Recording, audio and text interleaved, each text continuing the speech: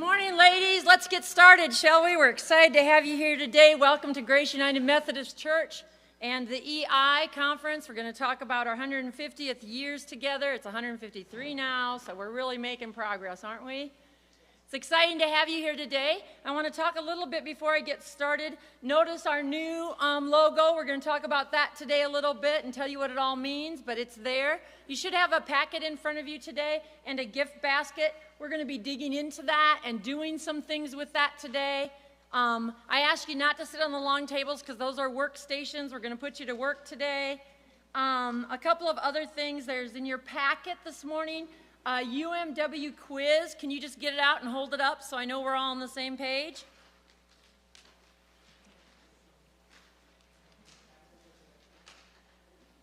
Yep, that's it.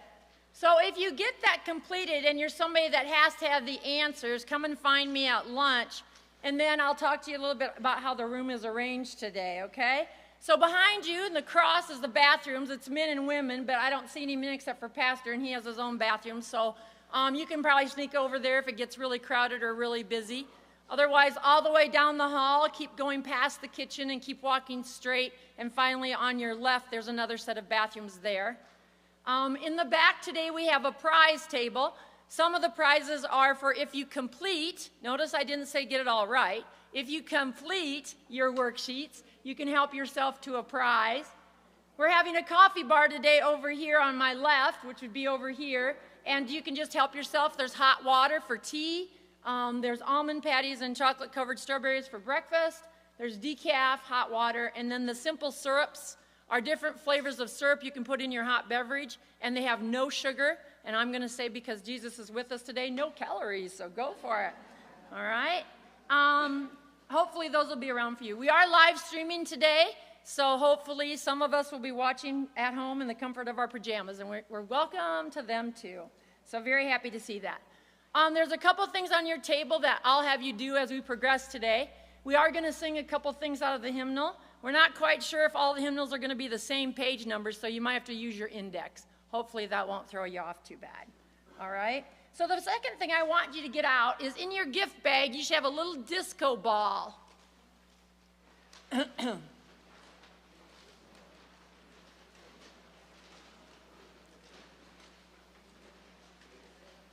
It's in a baggie. It's a little disco ball.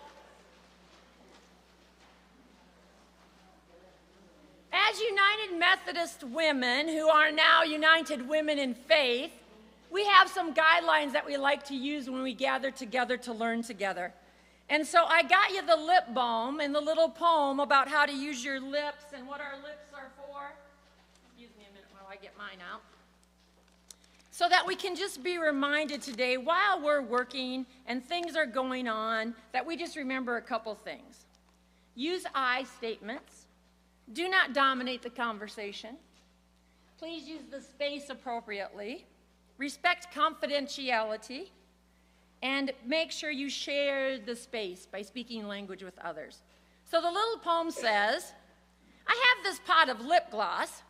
I put some on each day. I do it to remind me to choose the words I say. I'll try to speak with kindness to everyone I meet. I'll try to spread some happiness to those that I may greet. This pot of gloss reminds me of the values I hold dear.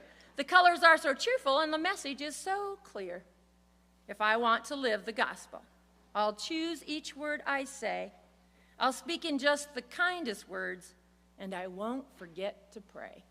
So a good reminder, if you got dry lips, open that disc and slather it on, and we'll get started here today. The information gathered today came from a book. I've already had some people busy doing the quizzes. I love the dedication. But the answers vary. If you decide to Google, you're not going to find some of my answers. All my answers came from the Leader Guide or from our book. And our book looks like this. I hope you brought it along today. This is our book. Okay? Everyone should have a copy of that. We hope you brought it along. It won't be super important that you have it, but it'll be nice for you to reference some of the things I'm going to be talking about today. And the ideas came from Ellen Blue. She wrote that book with the help of Julie Tolich, who also presented a leader's guide. So I did the crossword based on that leader's guide. And I can tell you that there's going to be some that you're going to say, oh, there's no answer. There's an answer. It's probably just not the one you Googled. So be aware that there's a lot of history out on UMW Women, but it's inconsistent, very inconsistent. Some people think we started in the 1700s. Some people think we started in the 1800s, and some people don't know if we've even started. So there you go. All right. I'd like at this time to welcome our pastor. He's going to give us a welcome and a prayer this morning.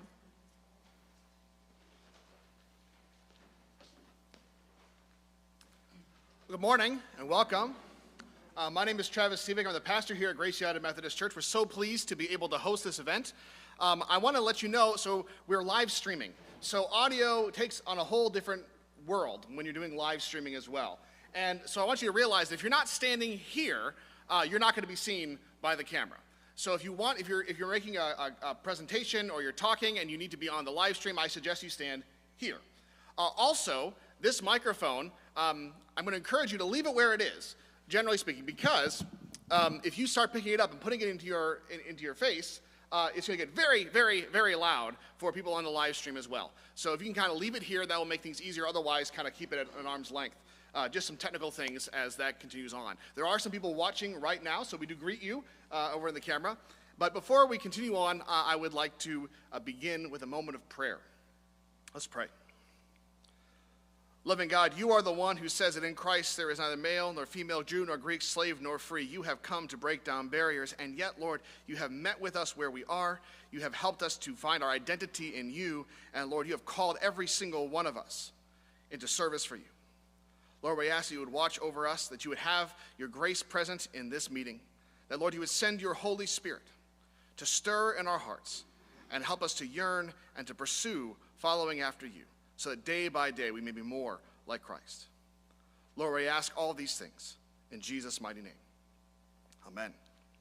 Just one more note for anybody who's joining our live stream right now. I'm probably not going to sit in here for your whole meeting, but I will sit in for a few minutes at the beginning to make sure that everything is working through the audio system and the video. So if you're watching online right now, I would like to encourage you to make sure everything sounds okay. And if it doesn't, let me know sooner rather than later so we can get fixed. All right, thank you.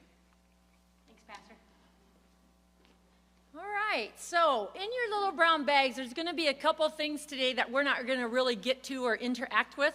So I just want to make sure that everyone has one. I had my 3 grandsons help me load the bags, so you know how that goes sometimes. It doesn't always go as we predicted.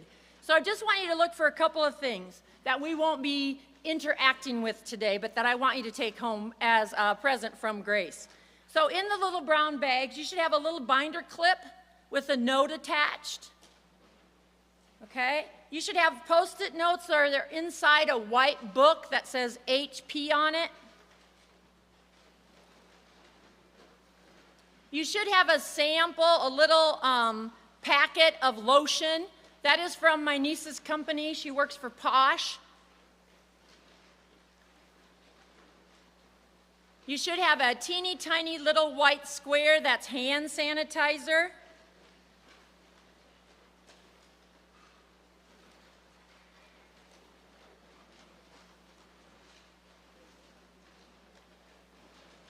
You should have a blue telescoping duster. It telescopes, you can stick it out. Okay. Some treats, pistachios, a couple other things. Okay? Everybody have those? Everybody good? Found all those? Okay, now move to your plastic folder, please. There's a couple things in there as well that I'll be sharing. We won't be sharing with today, we won't be working with.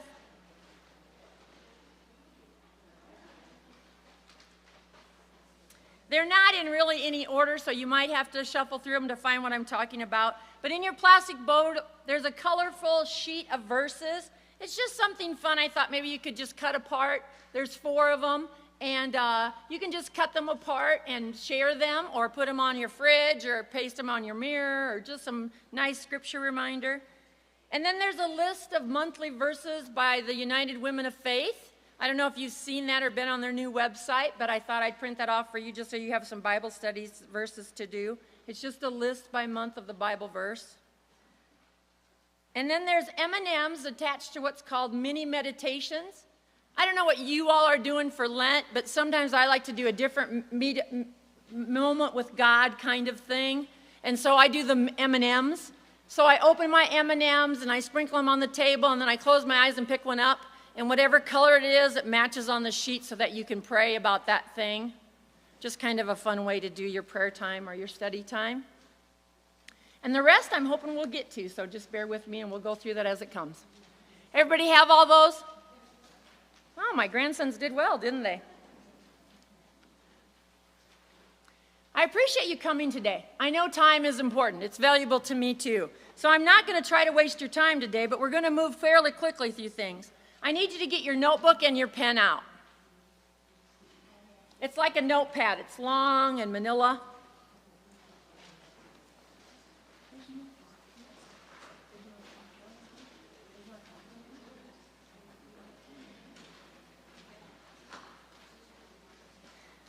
The first thing I'd like, yep, that's right.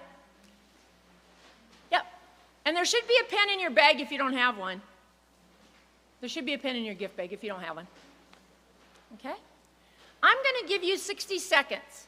And on your notepad, I want you to use like the last page. Go to the last page of your notepad. Okay? I'm going to give you 60 seconds, and I want you just to write everything down that's on your mind. Not necessarily about this. I have this on my mind, as you can see, but you probably don't. So I just want you to write down in 60 seconds everything that's on your mind. Okay? Begin.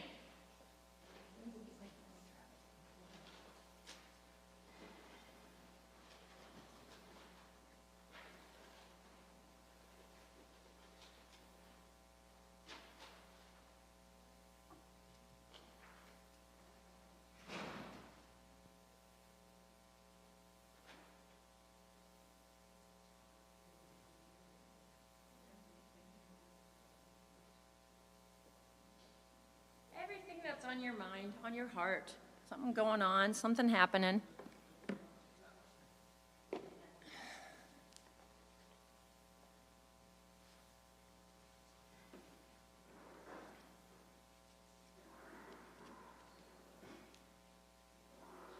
Anything you want to talk about, or you've got things to do after this is over today? Busy week.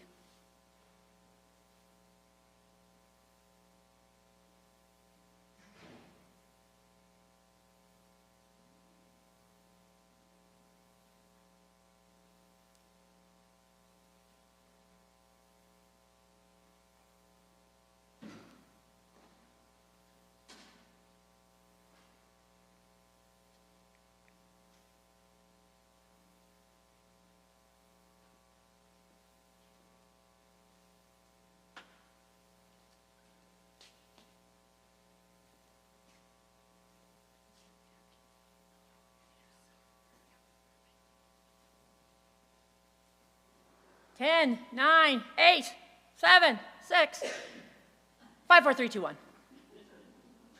Okay? Now shut your notebook. Now all of you have a clear mind to focus on what we're going to be doing together today, right? Yeah, I'm selfish like that. I want your undivided attention. Yeah, right? It's hard not to know that. But we are really thrilled that you're here today, and we're talking about the most amazing legacy I've ever read about. If you've read the book, you're just going to be stoked to find out what these women were up to and what their lives were like. And I just need to thank my wonderful officers. They all volunteered. I didn't have to beat anybody. It was really great. And my wonderful UMW, our president is Donna Bird. She's in the Coral or Peach. She does a great job. And we have great kitchen help today. You're having a wonderful meal today. And Pastor's been great with the technology, so I'm just very grateful you all are here. And I appreciate you giving me your empty minds for us to focus together on why we're here today. All right? So first of all, because I don't want to waste your time, but I do want to kind of get you to think about what you think you know, I just want you to, there's going to be a paragraph come up on the top. I'm going to ask you to read it silently to yourself. It's going to come up in the far corner.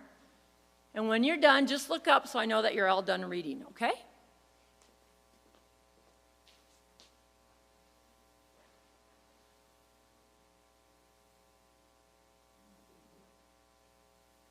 Just a second.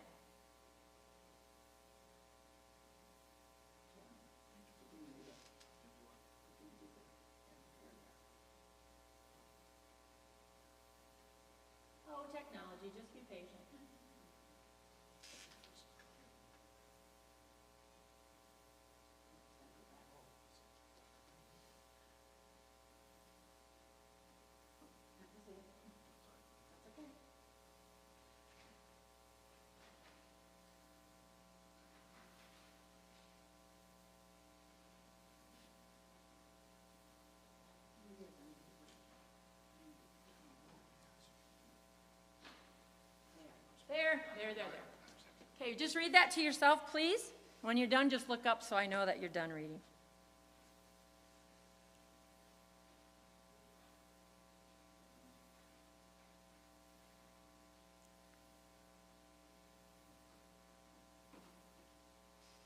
Okay, if you've done this before, don't spoil it for the other people at your table, but just try to think how it was when you did it the first time. I'd like you now to count all the F's, not the EFs, but the direct black and white F's that you see in this text. When you're done, I want you to stand up. Count the F as in fat. No tricky ones. It's not an F and an E, none of that. Just count the F's. When you have a number, stand up.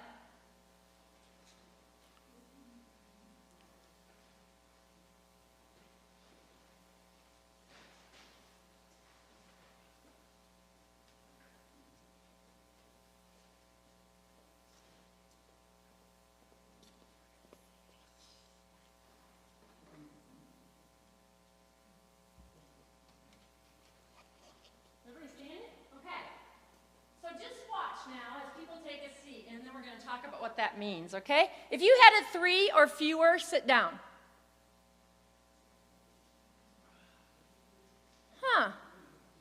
So some of you are still standing because we saw something different, right? Okay, if you had 4, sit down. If you had 5, sit down. If you had 6, sit down. The answer is 6. And yet we all saw the same thing, right? We all read the same thing. So today, part of what I'm going to teach you might be a different perspective than what you thought you knew about Women United in Faith. Okay, most of the time, the thing that you forget is the word of, because your mind hears a V and you don't count it as an F. Okay, so that's kind of, isn't that amazing? We all saw the same thing, but we all came up with something different. Perspective. So keep that in mind today. When you hear something that I'm telling you and you think, that's not what my UMW president said, don't have that thought. Be open-minded. Walk alongside me today. Where I got my information from is where I got my information from. So just walk beside me. Let's not spend our time wasting energy judging or deciding that I got it wrong and I can't wait to tell me. Don't tell me. I'm wrong enough all on my own, thank you very much. And isn't it funny that some people sat down at 3? Yeah, it happens all the time. It's always an amazing little experiment that they do, right? So now we're going to join each other in singing this morning, but before we do that, in your plastic manila folder is a sheet called Favorite Songs. It's got a little treble clef on it. Can you get that out, please?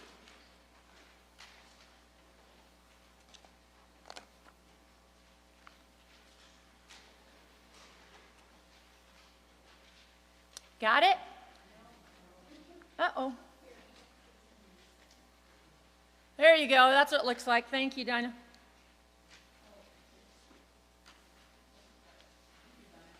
Okay. Once again, you can just take your time when you have a break or at lunch or whenever you need to figure out this worksheet, and then if you do it and complete it, there's a prize back there for you on your favorite songs. So they're kind of a funny thing. They're kind of making a spoof on the title of the song with a job. Nothing too difficult, just something fun for you to do. So I want you to know that that's available, and there's a treat at the back table for you. The prizes on the left of the table are for bigger questions and certain things, but those that are labeled winner of worksheets, those are in the basket back there too. All right? I'd like you now to get your hymnal out and turn to number 555. Now, if you get there and it doesn't say forward through the ages, you'll need to use your index. And I'd like us to stand and join voices together as we sing today, Forward Through the Ages. Great hymnal. Have a stand, please. Everybody find it?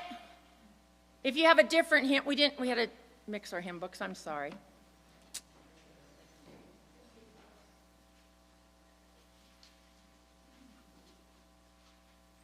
Okay.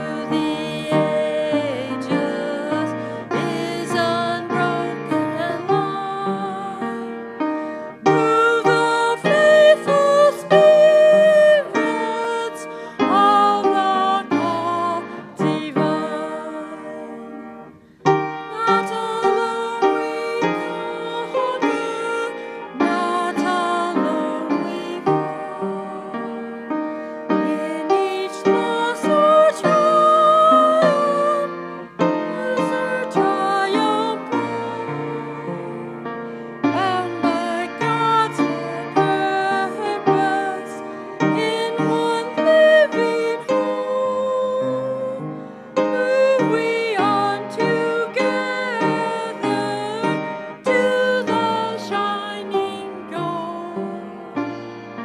Forward through the ages in unbroken line. Move the faithful spirits at the call divine. You may be seated. I thought those words were very prophetic for what we're talking about today. United Women in Faith. A new logo. Another chance to see all the amazing changes in new wineskins we're going to be going through. It represents the past, the future, and the present. The symbol refers to our Christian diversity. That's why it's multicolored. The multicolored pieces of the cross come together, representing the diversity we aim for and the inward and outward reflection of Christ's love as we engage in women of faith. The topography has a title too. They even picked the font. Think of how much work's gone into this. They picked the font on purpose. The font is called Solid Modern in bold. Perfect for us, right? Showcasing our power to support the causes we invest in. I have included in your packet today a question and answer about our new logo. So if that's something that concerns you and you wonder where we're going and you want to know why we changed our logo, once again, the 26th name change. This hasn't been the first, it probably won't be the last. The main thing I believe is our purpose has not changed. Our purpose of who we are has not and will not change, regardless of our logo, or if today I say UMW too often. We are still united, we are still women in faith, and I don't think that's ever going to change. And after hearing about our history today, that should convince you that it's a solid foundation we're building on. It's just going to have a couple cosmetic changes. We have a purpose. It hasn't changed. I'd like you to join me in singing the purpose song now. Give Kay just a second to get to the piano. If you don't know it, the words are here, and then we'll sing it through twice, but we should all know it. I know last time I was with this group, you all sang it so beautifully, so I'm not too worried about you.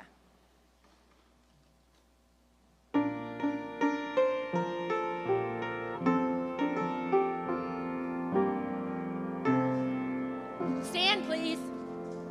United Methodist Women shall be a community of women whose purpose is to know God, whose purpose is to know God, and to experience freedom as whole person through Jesus Christ, to develop a creative support and fellowship, and to extend concepts of mission through participation, global ministries of the church.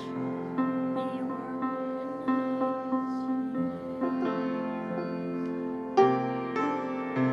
shall be a community of women whose purpose is to know God, whose purpose is to know God, and to experience freedom as a whole person through Jesus Christ, to develop a creative support in fellowship, and to expand concepts of mission through participation in global ministries of the church. Thank you. Have a seat. That purpose has not changed. It isn't going to change. It is a great purpose. I wanted to ask, raise your hand if you're interested in genealogy. My Aunt Elaine's here today. She's really into genealogy. I'm proud to say I now know that my married family came in on the Mayflower. Is that right? We had somebody on the Mayflower. I don't know what it's going to do for me when I get to heaven, but I'm chalking it up there and writing it down, right? I'm not into genealogy, but I love it when I have a bad hair day, I get the book out, right? It can make you feel better, right? And I love the outfits. You notice some of my wonderful, wonderful conference officers have wonderful outfits on today when they give their presentations of their women. I'm just telling you, I love their outfits. I maybe love it because I like to iron. Did you notice the napkin on your table today? I ironed that. I just want you to know. Okay? So I want you to think about that. I love to iron. I know that's weird for someone so young as I am. But I love to iron. And I love it that sometimes when I'm having a bad day or hey, I can look at our founders and say, I look pretty good today. Right? Kind of funny. But I want you to think about this. There was a handful of women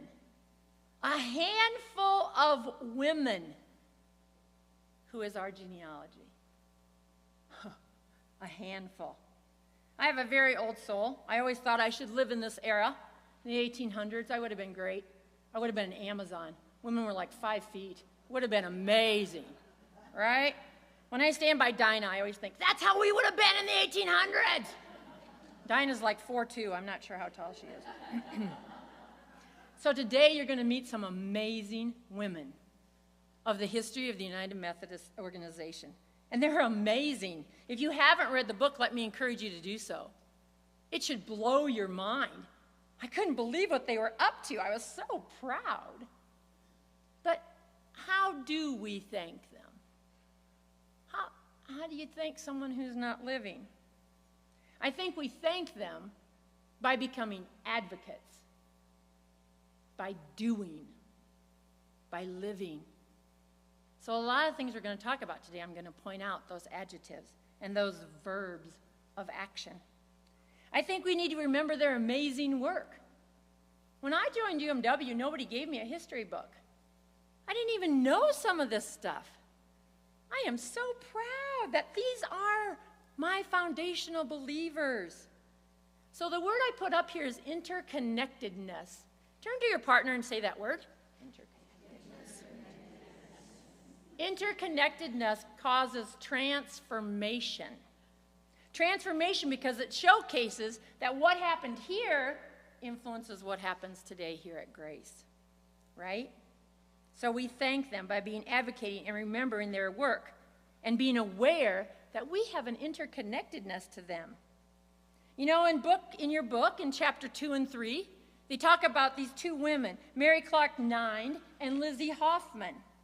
Chapter 3 has 38 women mentioned just in that chapter alone. Between 2020 and 2021, UMW members provided more than $9 million. $9 million. We're part of that. I gave the nickel. That's all I had, sorry. $9 million is part of our legacy. Think about that. And then they had 226 national, international projects and partners. Massive mission field, right? Massive mission field. In the daily prayer guide, do you all have that? Anybody here has a daily prayer guide? I do. It's a unique book. I didn't know, once again, I didn't know anything about it until they told me I had to give this program, and I thought I better learn about it. It was the most amazing thing, and then I felt like God was kind of tapping me on the shoulder. I was in the right book, because on March 6th it said, name a woman in your life who has helped you shape your narrative of being a child of God. I'm going to give you a few seconds to think about that. Listen again. Who's a woman who influenced your life by shaping your life by being a narrative of God?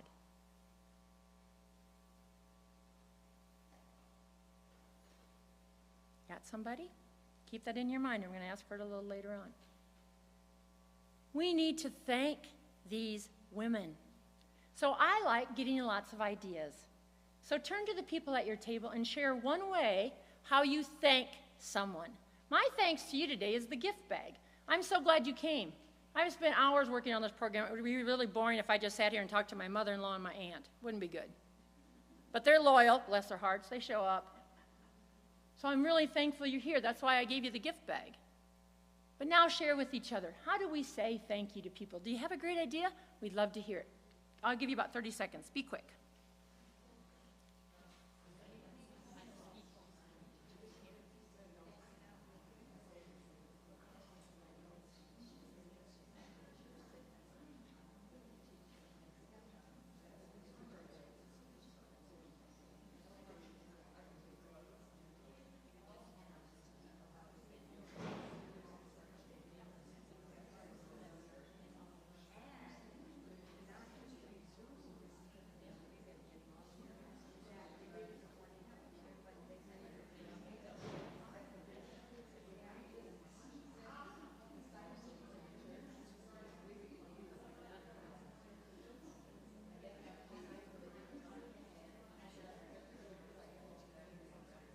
Just for our live streamers, does anybody want to shout out an idea that was shared and I can say it in the mic for them? Because we're glad you're here. Anybody have an idea to share from your table? Becky. I have a lot of fun. Every day during COVID, I have been able to walk up to usually strangers, and I try not to do it with my children around because it's terribly embarrassing. But I say to them, I'm an old teacher. I'm 82 years old, and I'm much too old to teach. But today you get an A. And it might be someone who's brought a box to me or who's carrying some stuff out of the store. And the young man I said gave me this little stick, and I said, and today you get my A for being helpful. And he said, I've never had an A in my life. And then I said, well, you know how to make a real difference. And I have done this every day, whether it's city cards in Mombasa, India, congratulating someone on their ability to function in a second language. I've had Wow. more fun than you can never imagine. Right, so we just shared that she gave A's out. She's a former teacher, and she's giving A's out to everyone. So if you need one, get a hold of Becky Bryant, and she'll give you one, right? For those of us that are motivated by grades, I totally get that. Yeah. Anybody else want to share for our live stream? We got a couple people live streaming. Kathleen, I'm going to steal your idea because I heard you. You know what she said? This is so simple but so true. Turn to someone and say thank you. Yeah. Holy Spirit, activate, baby. Yeah. Can you say thank you? Thank you. Yeah. I love you. That's perfect. Dinah. By praying for them, right? What a great opportunity to say thank you. Yes, anyone else? I've heard this statistically proven that saying hello to someone, even though you don't know them, has prevented suicides because they didn't think anyone knew they existed. So my kids and my grandkids, you talk to everybody. Well, I'm a chatterbox, I guess. We love that. It's a gift. My name if I can see their name. Excellent. So the idea is to say hello, right? It's kind of a Midwest thing. Have you ever traveled? I go to my daughters in Savannah, Georgia, and I say hi to people on the street. And I think Becky said she doesn't do it in front of her kids. And Jessica's like, Mom, really? It's like, what? She goes, you're saying hello to everyone. I said, well, that's what we do in Iowa. She said, well, we don't do that in Georgia. I said, oh. All right. Amazing, amazing ways to thank people. Let's think of our amazing founding women. This is the list. Mrs. Thomas A. Rich, Mrs. Edwin W. Parker, Mrs. William Butler, Mrs. Lewis Flanders, Mrs. Thomas Kingsbury, Mrs. William B. Merrill, Mrs. H.G. Stoddard, and Mrs. O.T. Taylor. Mrs., right? Yep, I'm a woman libber. I am not Mrs. whoever. I love it, though, when you're teaching, they insist that you call yourself Mrs. Well, as a college professor then, I got to have the kids call me by my first name.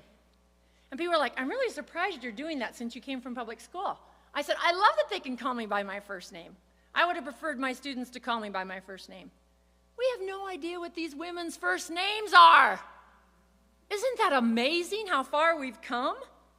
These were women of foresight. These were action-packed women, and we don't have a first name.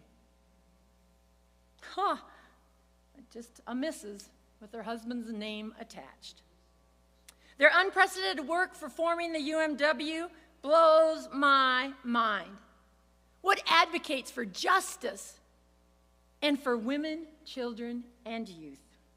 I'm excited today to share with you the most amazing legacies. When you hear my conference officers talk about their people, or you read your book and you read about these women, I don't know how you can't be motivated. I just don't understand how that doesn't motivate you. I'm just really excited to think that God has been a part of our tradition for 153 years. It's a rich history. They were brave. They were inspiring. They did all kinds of things. But let's go back to genetics. Do you know what DNA is? Familiar with that? Because I was a special education teacher, I studied genetics. It was required.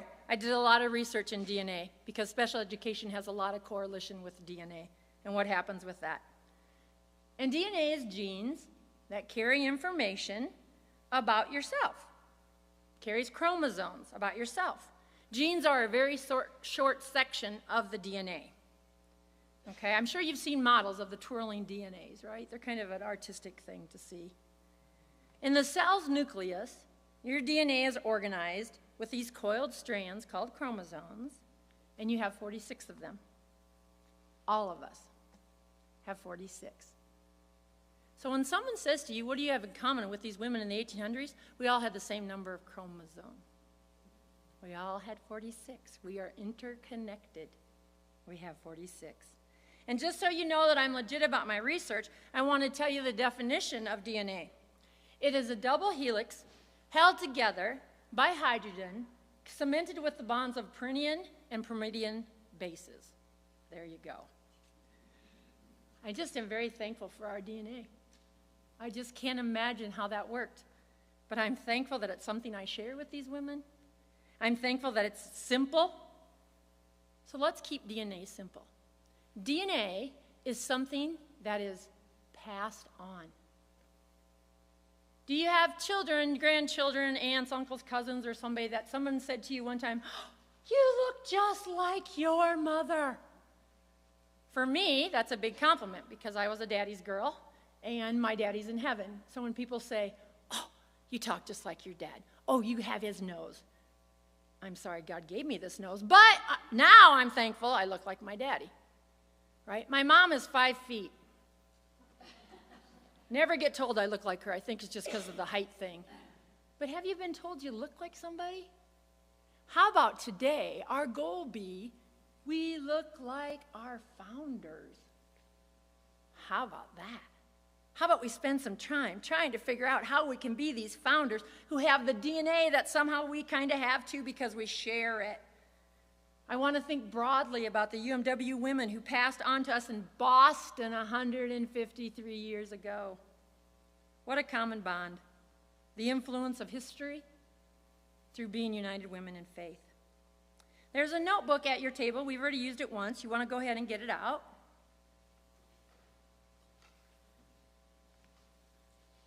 I'm going to give you about 30 seconds, maybe a little longer, and I'm going to ask you to jot down what you think you share, a common bond, with our founders.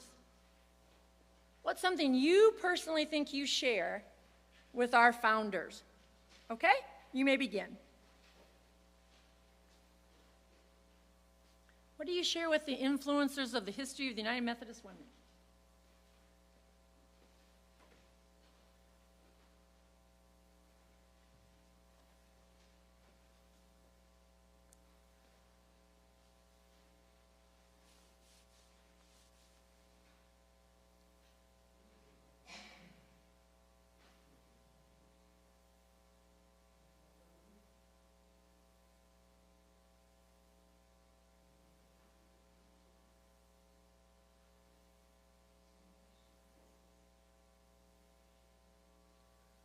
Do you have 2 or 3 ideas written down? Share them at your table real quickly. Just what did you come up with for what you share with our founders? What's your interconnectedness? Go ahead.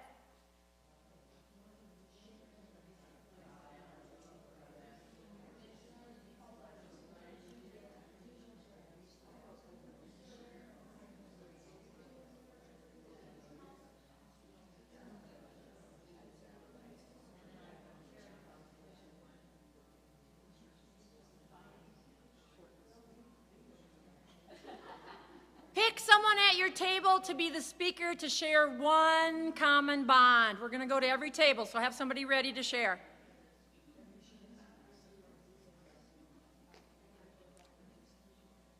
I always say those that point the finger have 3 pointing back, you know. So. All right, let's begin. What are some ways we share our bond with our founders? This table.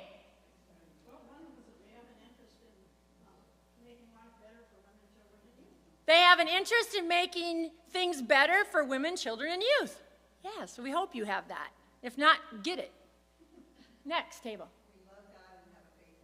We love God and have a faith in Him. Excellent. Your table? Yep, yours. God and our love for others. Our love for others and God. Back table?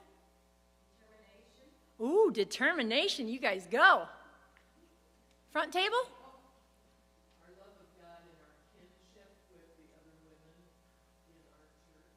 Excellent. A kinship with other women in our church and that we love God. And the interest in mission and helping others, studying, a great faith and belief in God. Wow, excellent. Great faith in God, our belief in missions, our belief in God, our interest in missions. Excellent. Back table? Faith and love of Christ. Yeah, I came up with things like we like to pray a lot. We sing. Remember Purpose Song? We didn't create that. We sing it, but they sang it. Same as us, right? They sing it, we sing it. They probably sang it better than us. I'm not sure. Okay. Injustices, nations. Think of those. Guidance, changing racial injustices, and giving to missions. There are a lot of similarities. You should have a long list of how you're like. These women worked in maybe a different capacity of service at home than we do now. And maybe the world looks different now, but from deaconesses and beyond, the work is and it was present. I thought of power. Power is one thought that I thought we impact only from God. Our power comes from God. Their power came from God. It creates a coherence in our history of having power. It creates action from the past. Our history is vast and many. I have chosen a couple of women today to come and introduce themselves to you as we get started, but I really encourage you to read your book. It's online, or you can get a copy. You can come and use mine if you would like. The stories are eye-opening. They're resonating. They're amazing women, and there's hundreds of them to read about. So I've asked Kathleen to come, and we're going to do this litany together, and then Kathleen is going to read scripture, okay? So can you all see the words? Okay. We gather today, each one of us, bringing valuable talents. We gather today, multiplying our gifts in community. We listen for direction, hoping to be recognized as good and faithful servants. We gather today, more than just the sum of our parts. We are ready to share what we have and grow God's kingdom. All of us. Come, let us celebrate. Thank you. Kathleen, would you like to read, please?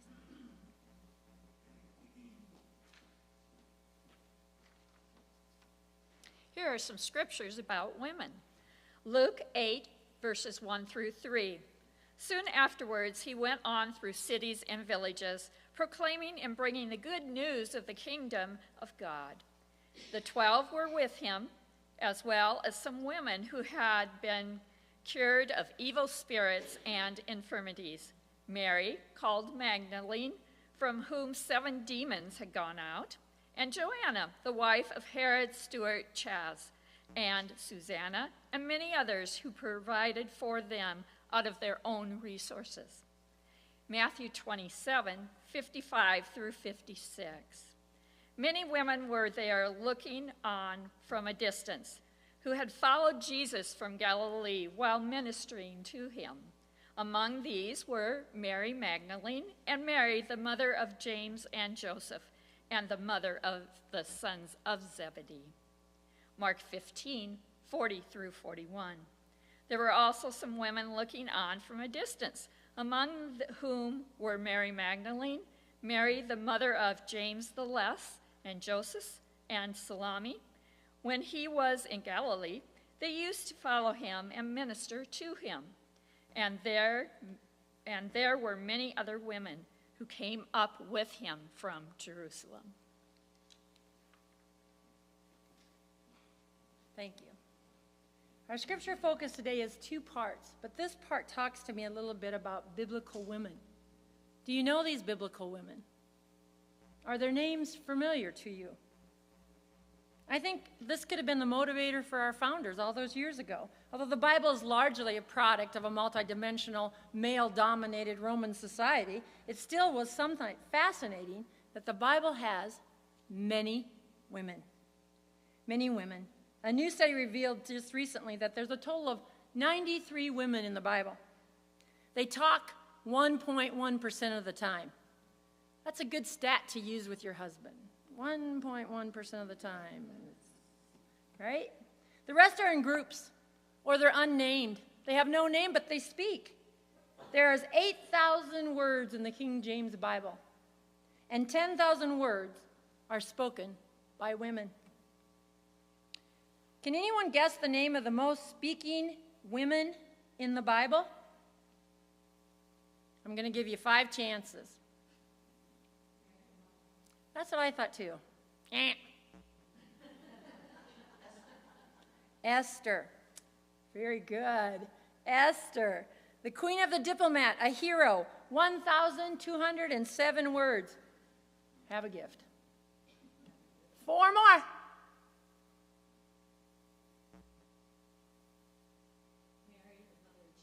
Yeah, I thought that too. Mary, the mother of Jesus, but no, doesn't speak. She says few things, but yeah. Somebody said Ruth. That was close too. No. Naomi. No. Love the guesses though. The woman in the Song of Psalms. No name. She finds her lover and she exalts in his love, and she wrote 1,425 words. The mother of the 7 sons. Once again, no name. A widow who watched her sons die horrific death from torture and didn't deny her faith. 616 words. Hannah, a woman who negotiated with God for a child, and God granted her wish. 474 words. The most talked about woman, Judith, a warrior, a widow, a woman of faith. 2,689 words. Women were talking back then, and women were everywhere with Jesus. And women played a dominant role, even if they weren't named, with Jesus. That had to have been motivating for our founders. It just had to have been motivating for our founders. So I'm asking some scripture readers to come on up at this time, because the scriptures we're going to read now come from Psalm 68:11. And I thought it would be interesting to have the girls read for you different versions and translations of the same verses. So if you could come up.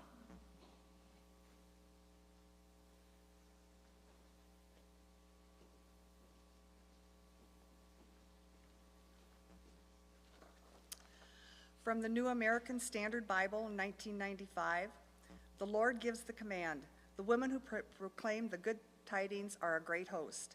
Kings of armies flee, they flee, and she who remains at home will divide the spoil." Good News Translation. The Lord gave the command, and many women carried the news.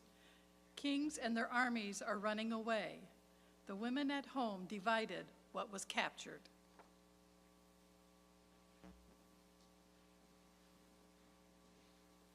From the Common English Bible, my Lord gives the command, Many messengers are bringing good news. The kings of armies are on the run. The women back home divide the spoil.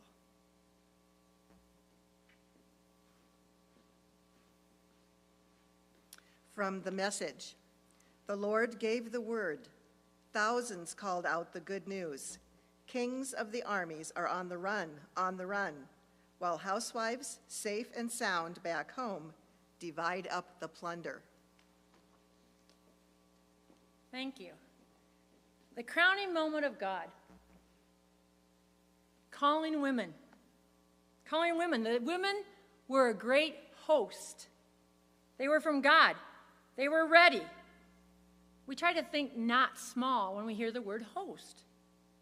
A host of women. Commonly celebrated Israelite women danced during war. A great company of women herald the results of war, according to the Bible. The reference, which could have been the female choirs, notice the plural, which took a prominent part in the war songs of ancient days. The women ran from tent to tent and roused the men to get up and go fight, ready them to chant the victory. They were equally involved in publishing the facts of what was going on in battle.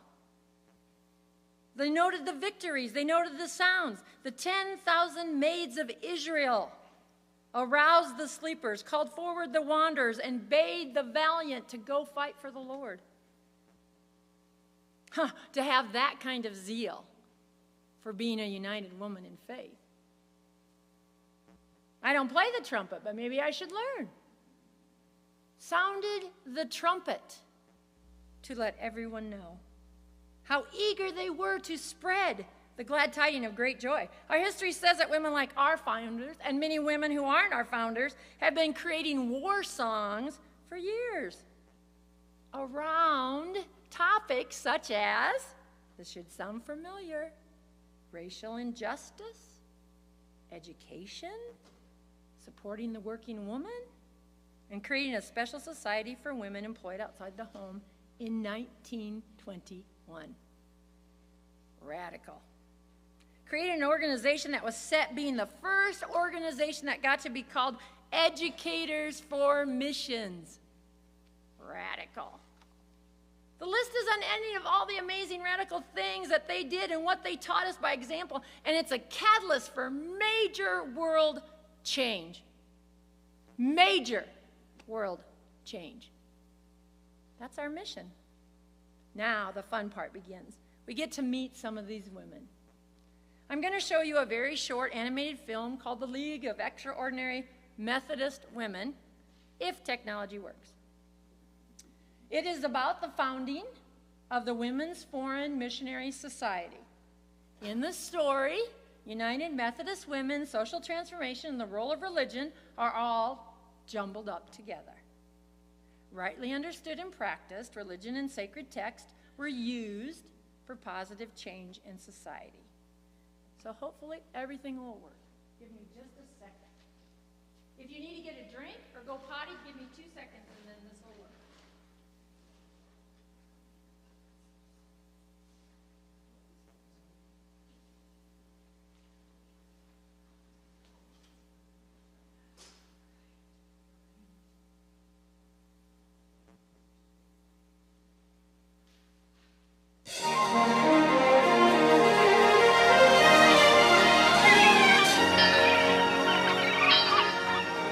In 1869, Methodist missionaries and their wives had returned home from India. While there, missionary wives had been stunned to learn that it was deemed inappropriate for the native women to be seen by a male doctor. At the time, males dominated the medical profession. When a group of 8 Methodist Episcopal women heard this, they were in disbelief and knew they had to do something about it. On a dark and stormy night, they gathered to figure out what to do. It was decided they would send a woman doctor to India. With faith and determination, They wrote to women all across the United States, informing them of their plan and asking for their assistance. In a short amount of time, they had raised enough money to send the first female missionary to India. These women sent out the first female missionaries. Today, United Methodist Women continue their legacy by supporting over 300 mission projects all around the world.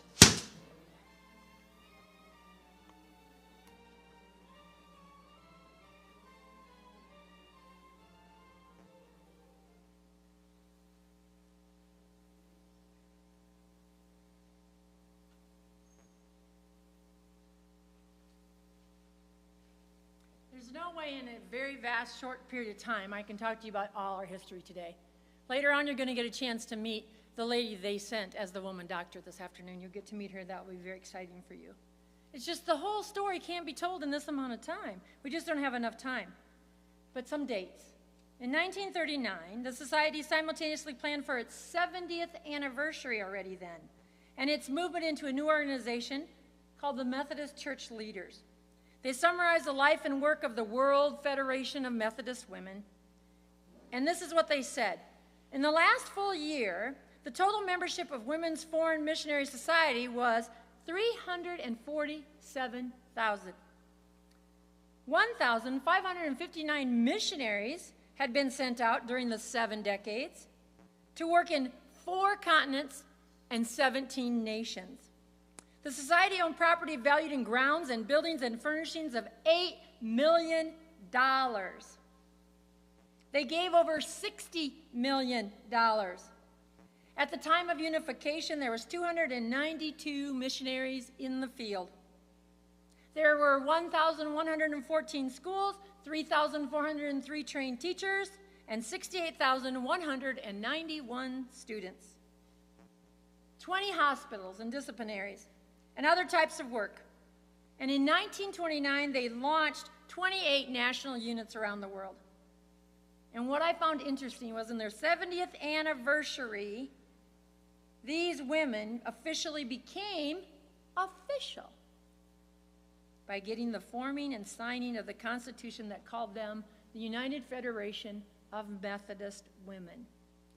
Now, just to make sure you are listening, turn to your partner at the table and tell them a number I just gave you. Go.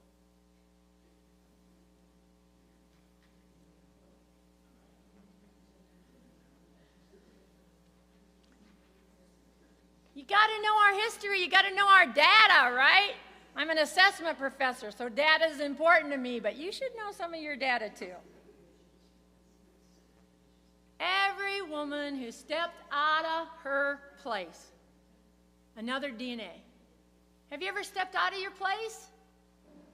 I get told quite a bit, in your lane, Lorna. In your lane, Lorna. Stay in your lane, Lorna. I'm a really good driver. I've never had an accident. Notice I didn't say speeding ticket, but I've never had an accident. But I get told frequently, stay in your lane, Lorna. Stay in your lane, Lorna. I don't have to. I am a united woman in faith who gives me permission to step out of my place. If you didn't know that, know it today. Your forefathers, mothers, gave you permission to step out of your place. Every woman who stepped out of her place is talked about in our study book today. In chapter 1, they stepped out to participate in mission society at the turn of the century. It was part of a movement that brought women into the forefront of Christian ministry. Think about the Roman Empire. It made Christianity legal. And then it established it was all about the boys. After the 14th century after Christ, worship moved from churches to institutions. And women were pushed out of leadership roles. Female leadership within the churches had almost always been subtle, behind the scenes, accomplished through quietly influencing men who had power. Right? So we're stepping out now to nurture and be women of change and sharing with everyone the history of where UMW came from and was nurtured from, hopefully, will invigorate you to become a woman of change. It is important to honor our history-making women and remember their names, and more importantly, what their legacy was. And so now we're going to meet some women. Let me introduce for you today Ida B. Wells.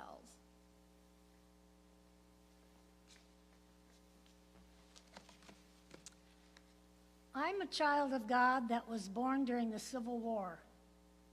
My parents were enslaved in Holly Springs, Mississippi.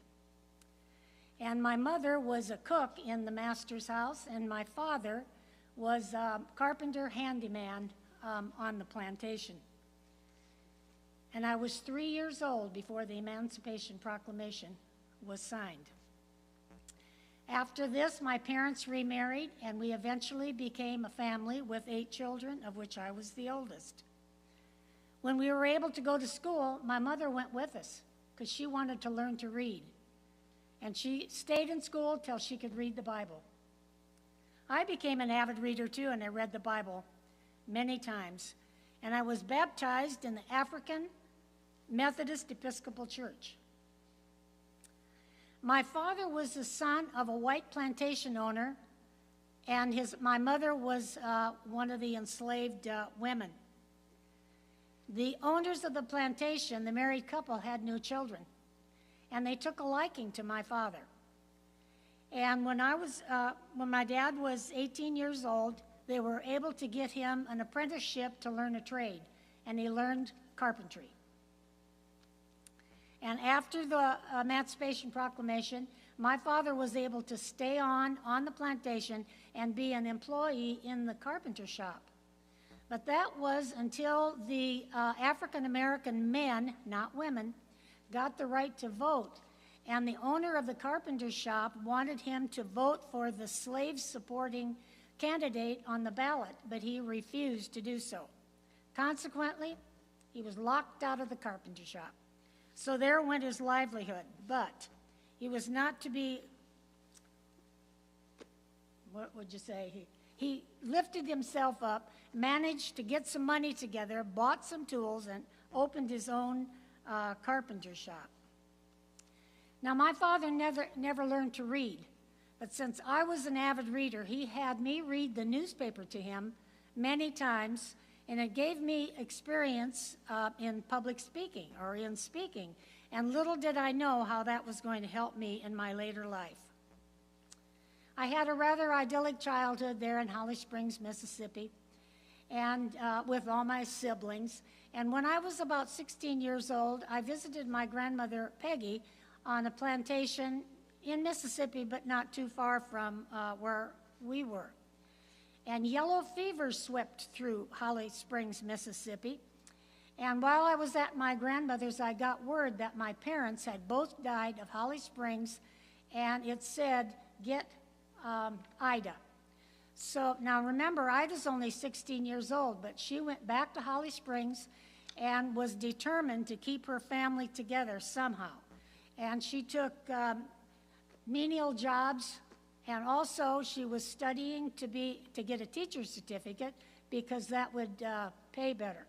Now her grandmother came to help, and a couple of aunts also helped. But when she got home, she discovered that one of her brothers had died too. Eventually, after a couple of years, her grandmother had a stroke, and that was kind of did things in. And one of her siblings was paralyzed from a childhood illness. Now, one of the aunts volunteered to take this disabled child and 2 of the boys to her plantation, and thus the family had to split up, and she said they never lived under the same roof again. One of her aunts convinced Ida to move to Memphis, Tennessee, and Memphis, Tennessee was only 50 or 60 miles from Holly Springs, Mississippi. And by then she had her teaching certificate, so she got herself a teaching job in Memphis. Now, to get to her job, she had to ride on the train a little bit before that. She was 19 years old when all this was going on, and by then Tennessee passed the Jim Crow law, which segregated everything. And to get to her teaching position, she had to ride the train. And she bought a ticket, and she was very fashion conscious. She was dressed up, and she rode the train in the ladies' car. And even after the Jim Crow law went into effect, she continued sitting in that spot. And eventually the conductor came and told her she'd have to move to the smoker's car. That's where the black ladies were supposed to be. Now, if you were tending some white woman's children in the ladies' car, you could stay there. But she didn't have any children of anybody, so she was to be moved. She refused, and eventually he got help, and they dragged her off the train. Well, she was very incensed with this inequality, and she decided that she would sue the railroad. So she did, and she won. She won a $500 verdict. And in the newspaper, they announced it, calling her a darky damsel. Now, she didn't appreciate that one bit. Well, the railroad appealed the decision, and 2 years later, the Tennessee Supreme Court overturned the verdict. And she never saw the $500, and then she was ordered to pay $200 in court fees. Can you imagine in those days what $200 was like? This was a turning point in my life. I was proud that I'd stood up for myself and vowed that I would never stop seeking justice. The legal system had failed me. I would use my voice to fight through writing. She had become quite a good writer, and she wrote many, many articles for various journals and newspapers, and eventually earned the nickname of Princess of the Press. And I was invited at one time to become the editor of a black-owned newspaper there in Memphis, but I decided I wanted to be on the profits. So somehow I managed to pull together enough money to buy 1/3 interest in the paper. And at the same time, remember, I'm a school teacher in the Memphis school system, but I didn't like the segregation that was going on in the school system, and I wrote articles about that too, about the Memphis school system that I was actually working for, and eventually I lost my teaching job. About this same time in Memphis, some black men had established a very successful grocery store. And it became obvious that their success was taking business away from a white-owned grocery store some distance away. And the white grocers didn't care for this. So there was a discourse and eventually a fight, and you can about imagine the scene. And the 3 grocers were then ultimately arrested and put in jail. Well, these white grocers got a vigilante together and decided they'd just go take care of things. They would break into the jail, take these men out, and take care of them. And that's exactly what happened. Broke in jail, kidnapped the men, took them out, and killed them. And these people were Ida's friends, and one of them was like a brother to her. And she just couldn't take it. And she said she wrote controversial articles about all kinds of equality. And she battled the lynchers, and she battled the people who looked the other way by writing with her journalism in the newspaper. She was exposing the truth about lynchings. She urged people to leave Memphis to get to safer places, and hundreds did leave the city. She wanted white people to feel the consequences of the destruction of life and on property. Ultimately, I faced death threats, the loss of the newspaper, and I was exiled from the South. So I moved to New York. There I was able to buy 1/4 ownership in another newspaper, and I published articles on the horrors of lynching. And I started speaking in churches about the lynching atrocities, and I even went on speaking tours in the United Kingdom. Later, I moved to Chicago. I continued to write about lynchings and all the inequalities in black lives. And when I needed a lawyer in Chicago, I was referred to a lawyer named Ferdinand Barnett. He was quite well-to-do, and he was a widower with 2 children, and he owned a newspaper. and he liked strong, intellectual women. Eventually, we married and had 4 more children. I continued my journalism. He even hired a nursemaid for me so that I could continue my speaking tours with a nursing child. He owned the newspaper and eventually helped take over that and run that. In years to come, I took up the suffrage movement. At one point, there was a suffrage march that was organized for both black and white women. And at the last minute, the leader told the black women they were going to have to march the back. She refused. She was not even going to participate. So the march started, and she's following along in the crowd. I can just see her. And pretty soon, she comes out of the crowd, and I'm leading the march. I'm up front, and no objections at that point. I was able to help co-found the NAACP, the National Association for the Advancement of Colored People, but I became frustrated because they had leaders who would rather study the race problem than do something about it. And they took my platform of trying to make lynching a federal crime, but it went nowhere. And they didn't give me any credit. And also, I wasn't chosen to be the editor of the magazine. Even with my journalism expertise, they chose a younger male to do that.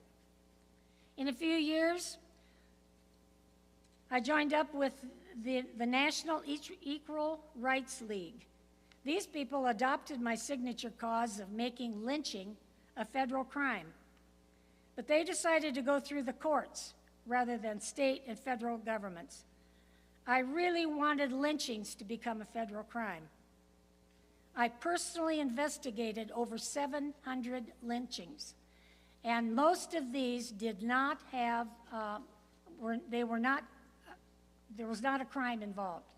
They were just taken out and lynched.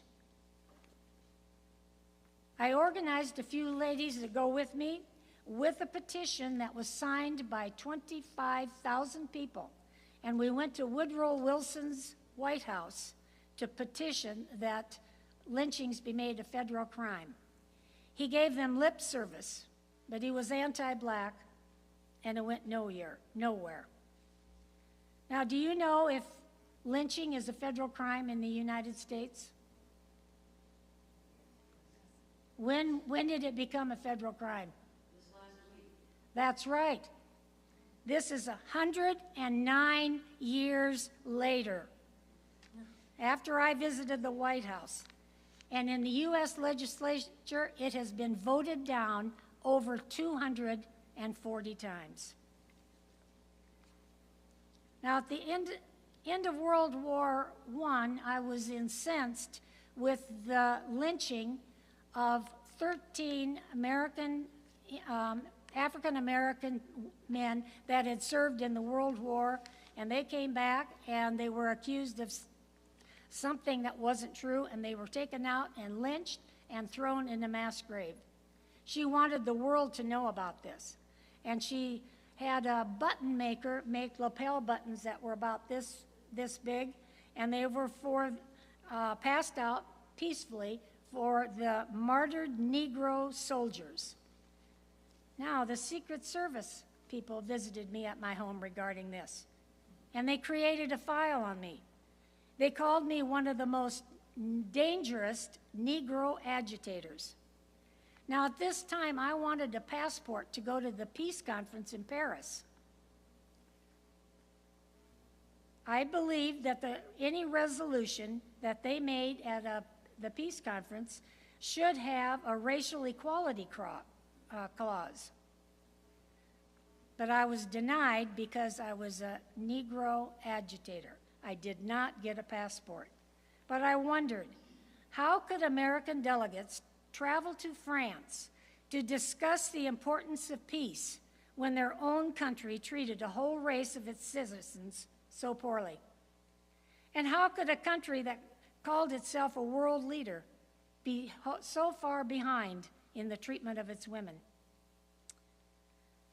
I continued to campaign for equal rights my whole life. And in 1930, I was disgusted with the male political leadership and decided to run for the Illinois State Senate. Well, I lost, but I made history. I am the first black woman to run for public office in the United States. I died in 1931 at the age of 68 after a brief illness. But I have left quite a legacy. In 2020, I was honored posthumously for a Pulitzer Prize special citation for my outstanding and courageous reporting on the horrific and vicious violence against African Americans during the era of lynching. In 2019, Chicago named a street after me. It's called the Ida B. Wells Drive. And a historical marker has been placed in the city square of my hometown, Holly Springs, Mississippi. And many other historical accolades have been made. And in 2021, my great-granddaughter, Michelle Duster, published this book documenting my legacy, and it's called Ida B. the Queen. I'm proud to call Ida B. Wells one of my Methodist sisters. Thank you.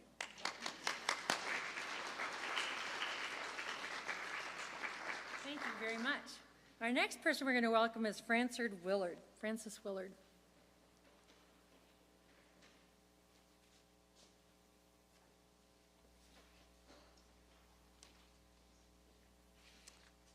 Thank you. I'm very honored to be invited to participate in the I&E study today. However, I dare say that I refuse to work with Ida B., as I strongly disagree with some of her philosophies. However, today, I put my personal difference aside and graciously submit to sharing this study with her. I am Frances Willard. I was born on September 28, 1839, in Churchville, New York. My family eventually moved to Evanston, Illinois, and I graduated from Northwestern Female College. As a professor, I taught English and art in various parts of the United States. I served as president of Evanston College for Ladies, and when it became the Women's College of Northwestern University, I was named Dean of Women. In 1874, I resigned and focused my attention on a new career, the women's temperance movement and women's suffrage, of which I am known for. In 1874, I participated in the founding convention of the Women's Christian Temperance Union, the WCTU, and was elected the first corresponding secretary. 2 years ago, I became the head of the WCTU Publications Department. I traveled extensively by train and carried a little writing box with me. Each station that the train stopped at, I jumped off, took my article to the telegraph office, and jumped back on the train. In 1879, I was elected president of the national WCTU and held that position for 19 years. The Women's Christian Temperance Union opposed the use of alcohol. We resolved to make it socially unacceptable to drink alcohol and eventually make it illegal to sell because it exposed violence towards women and children. Under my leadership of the WCTU, I promoted my do everything philosophy and soon prodded the organization into social issues that go beyond the walls of the church, including domestic violence. We not only worked for prohibition, but advocated for 8-hour workdays to raise the age of consent for girls, for women and girls' education, and for women's right to vote. To vote meant we would be able to protect women and the children and allow us to defend our traditional domain, our homes. I insisted women would support a home protection ballot. Through the Women's Christian Temperance Union, the groundwork was laid for the 18th and 19th Amendments of the Constitution of the United States. Besides my involvement in the Women's Christian Temperance Union and suffrage, I have written many books. One urged the ordination of women, entitled Women in the Pulpit. I wrote it 1 year after I and 4 other women were denied seating at General Conference, despite the fact that we had been elected as delegates for our annual conference.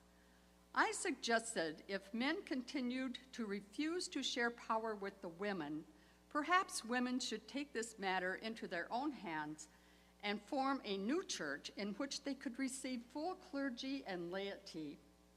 I was eventually called to General Conference, but was unable to attend because I was called back to take care of my mother. I also wrote a book entitled A Wheel Within a Wheel, How I Learned to Ride the Bicycle. It took me 3 months to acquire the skill to ride my bike I named Gladys. I was 53. In closing, I will say my fiery red hair has lost its color, but I have not lost the fire in my heart to continue to advocate for women, children, and youth in the world. I encourage each of you to continue lobbying, petitioning, teaching, protesting, and publishing in line with my Do Everything to Change Society philosophy. Train women to think on their feet, speak in public, and run organizations. And I thank you for your kind attention. Very good. Just take a minute at your table now to see what DNA you share with these 2 women. Go ahead and go.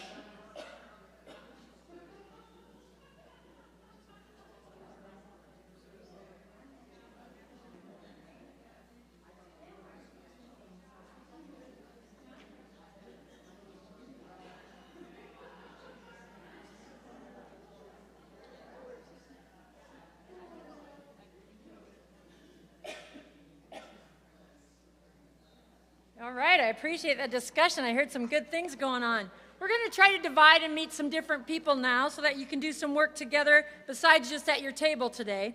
So what I'm going to ask you to do is the cards were being passed out to you while you were talking, and you need to find your other biblical couple.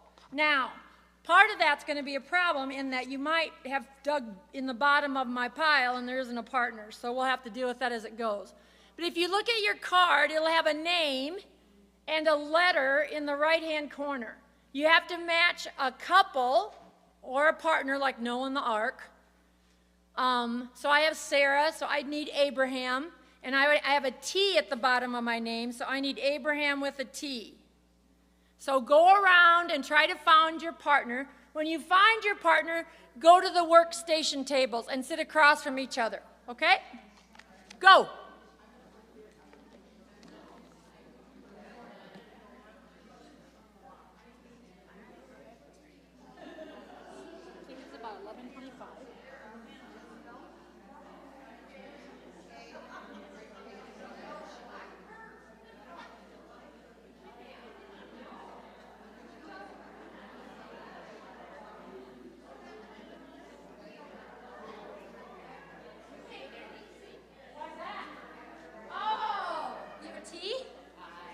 Okay, you can just sit. I'll join you in just a second. Yep, have a seat. Find your partner. Get a seat. Introduce yourselves. Remember, you got to find the matching letter. If you don't find your partner, we'll work with that. Just take a seat. If you don't find your partner, we'll find you one. Just take a seat.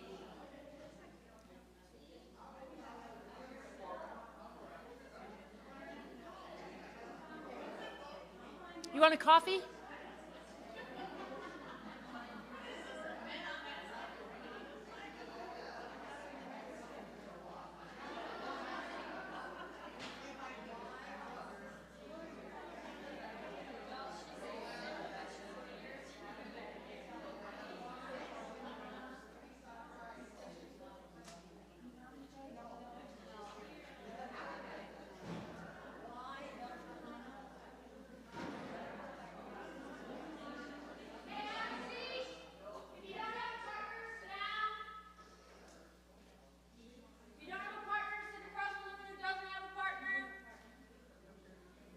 Your thing got left in the...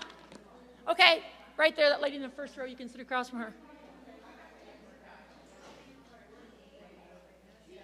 Sorry, live stream people, but we have some work to do, so we'll be here. You can hear me, but we're going to be doing some things together.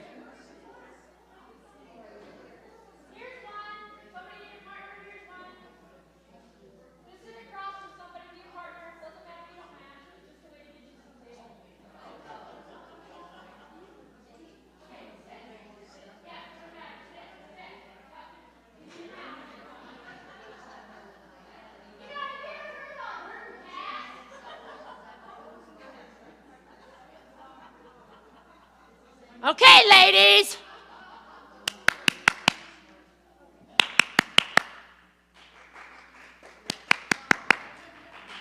I love it. Somebody's got it. All right. So the partner thing wasn't that important. It was just for you to meet new people is all I was doing there, not to get everybody confused. Introduce yourself to the person across the table from you, please. Go. I am.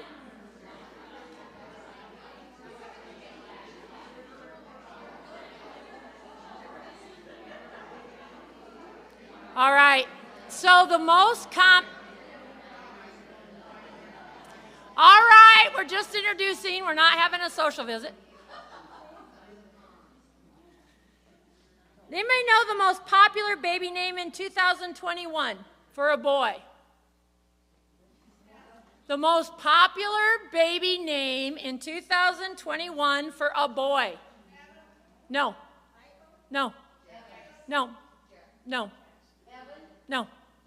I love it. No. Okay, Liam. The girl's most popular name in 2021 was? No. No. No. No. No. No. No. Oh, Olivia. In 1920, the most popular boy's name? No. No. No. No. No. No. No. Robert!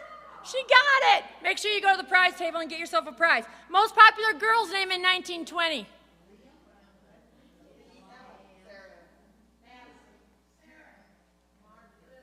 No, no, no. Elizabeth was close. I thought it was Elizabeth, but it wasn't first. Mary. In the 1800s, the most popular girl's name, there was two of them. No. Harriet. That's my mom's name. Who names anybody Harriet? Anna and Elizabeth. Boys' names in 1800, there was two of them. Fred and Arthur. Okay? We have people getting very creative with naming their children today. Have you noticed that? We have movie stars that do crazy things. I wrote them down because I didn't want to get them wrong. Bear Blaze, the child of Nick Rock and Roll and Kate Winslet. Apple, the child of Chris Martin and Gwyneth Paltrow. I have college sorority girls that went really wild lately with naming their children. My sorority sisters named their children Gravity, Rogue, Daisy Dovetail, and my sorority sister Abby had a baby Thursday. I said to her, boy, did you write right into my program. She named her son North after Kim Kardashian's son. And then you have my husband. We argued, we fought, we argued some more, we fought some more, and I wanted unusual names, like Jet, if it was a boy, and Zarafaris, if it was a girl. And what does he do? Pick simple, boring names. Jessica, Clay, and Grant. And then what does he do? He gives nicknames to all three of the kids after we fought for 9 months about what to name our children. He calls Jessica Scooter, he calls Clay Master of Disaster, and he calls my son Grant Peanut Shaver. So we're going to spend some time thinking about our names for a minute. So you've introduced yourself. You know their name. I want you to talk to people about the history of your name, a favorite biblical woman, and why she is your favorite. So if your name comes from something, go ahead. Here's my story. I was born New Year's Day, and it was a blizzard.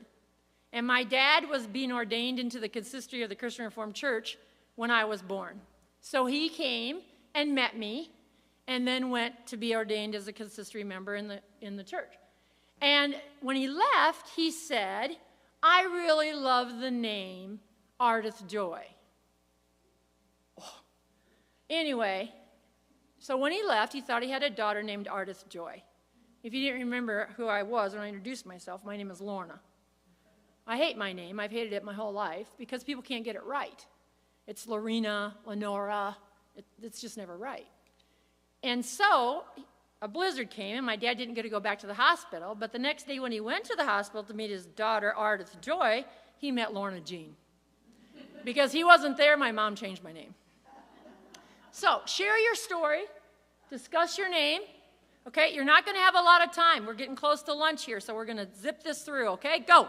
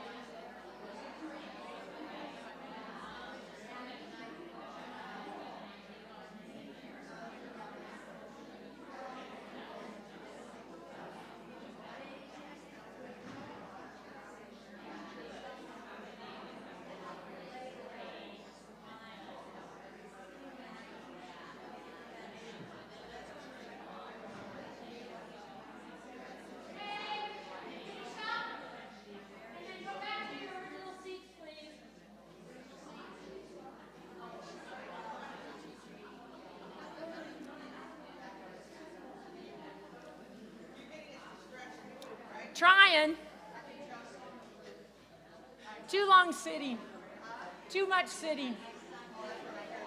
They go off 30 minutes from all of it. 20 minutes and you lost it, I'm sure, but it's okay, you lost at 10. At 3. Yeah. I used to say this when I would ask the third time they would just say, 3, 5, even.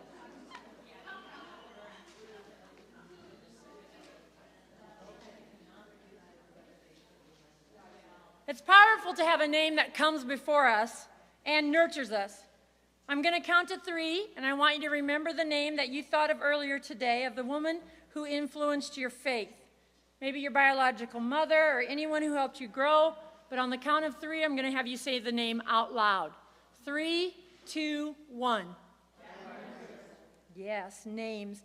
The purpose of the United Methodist Women is to be a community of women who know God and to experience freedom as whole persons through Jesus Christ, to develop a creative, supportive fellowship, and to expand concepts of mission through participation in global missions. Get out your notebook, and I'm going to read that again. And while I'm reading, I want you to write down the action words I say. The purpose of the United Methodist Women is to be a community of women who know God and to experience freedom as whole persons through Jesus Christ, to develop a creative, supportive fellowship, and to expand concepts of mission through participation in the global missions. So I wrote down is to be, know, experience, to develop, to expand through participation. Now I want you to add 3 of your own words of something you can do with your name to create action as a United Methodist woman. Go ahead. 3 words of action that you can do.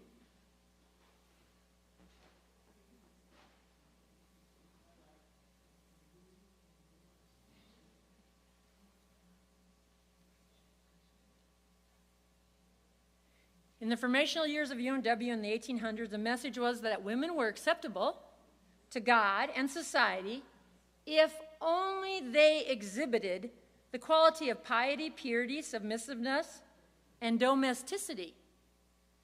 And if they could keep their corset tight. Oh, no, I just added that because that's how I felt after reading that list, right? I'm not domestic. I know that's odd. I'm Dutch. I'm 100% Dutch. My grandparents came over from Holland when they were 13. So my family has immigration in its history. And I applaud that and love it, but I am not a Dutch cleaner. My poor mother, she's so distressed. Without the knowledge of the past, researchers say we just keep making the same mistakes, repeating the same mistakes, repeating the same errors, because we don't know about our heritage. The call to go abroad and be a missionary in a foreign land, maybe that isn't for all of us. Maybe what we need to do is uplift our race. Regrettably, there's no department for that in the church. And unfortunately, our history says that the deaconess movement, which was part of the Methodist Portent Agency, tried to uplift their rest, but regrettably, no department would allow them to do anything. The UMW became suffragist to have a church vote and to become laity. They donated pennies and nickels out of their house funds on their own, on the sly, to make this work. They were strategizing about how to help women and children in other countries and hadn't left their homes. So, conversation for our table. A little table talk. There's 2 questions here on this PowerPoint. I want us to stay at your tables and just do a little table talk about this question, just the first one first.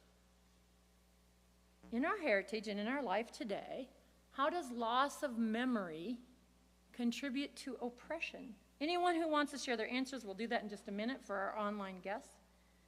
But I want you to understand that there's been a lot of research on the loss of memory to contribute to oppression, even currently. Think about the country of Ukraine and what's going on there.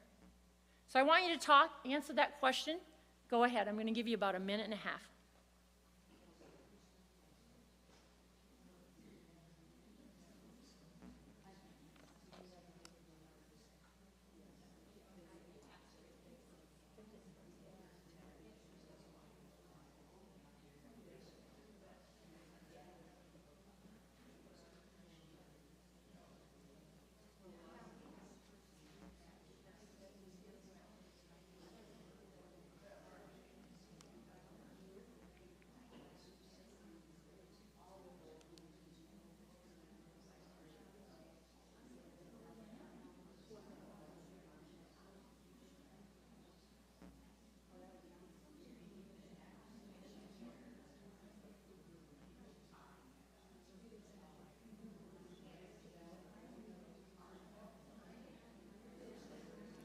I'm hearing some excellent things, but I'm going to move you to the second question, please. What does it mean to have forgotten success? So move to the second question. What does it mean to have forgotten success?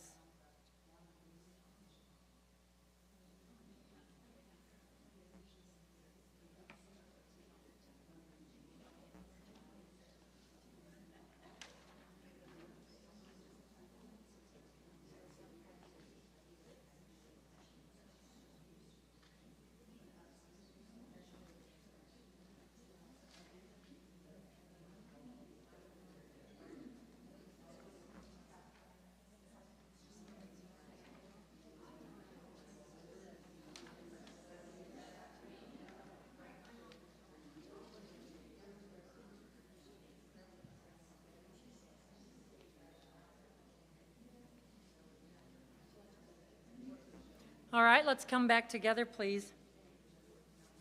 Anybody want to share their answers? Let's look at the question again. How does loss of memory contribute to oppression? How does loss of memory contribute to oppression? Anybody want to share? When they forget policies that have not worked before, and then they turn around and do the same thing again. Yes, when they have a policy, they forget the policy and they turn around and do it all again. Very good. Anybody else? There's some research done by a guy by the name of Dracula, and he is a researcher in 2004 that said, let's talk about me growing up in Croatia, and let me talk to you about the socially acceptable history I was told. I was given a history that had false memories and false history that retained its own experiences of political and social oppression. I didn't realize till I came to the States that the history I read about didn't exist in America. I was shocked. My generation grew up never learning history as we know it. The history I learned was a lie and a deceit. On the one hand, we had memory, but on the other hand, we had history textbooks, which shaped the history to suit the Communist Party. You know, they had an ideology that didn't do anything to describe the pain and horror of wars. Croatia or other places, it just never happened. It wasn't in there. That's what happens when we have a loss of memory.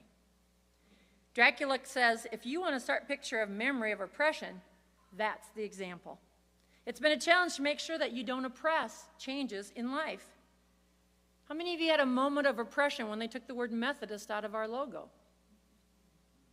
I'm going to be honest. I struggled. Holy Spirit, activate. Holy Spirit, activate. Because I wasn't a Methodist. I'm Christian Reformed.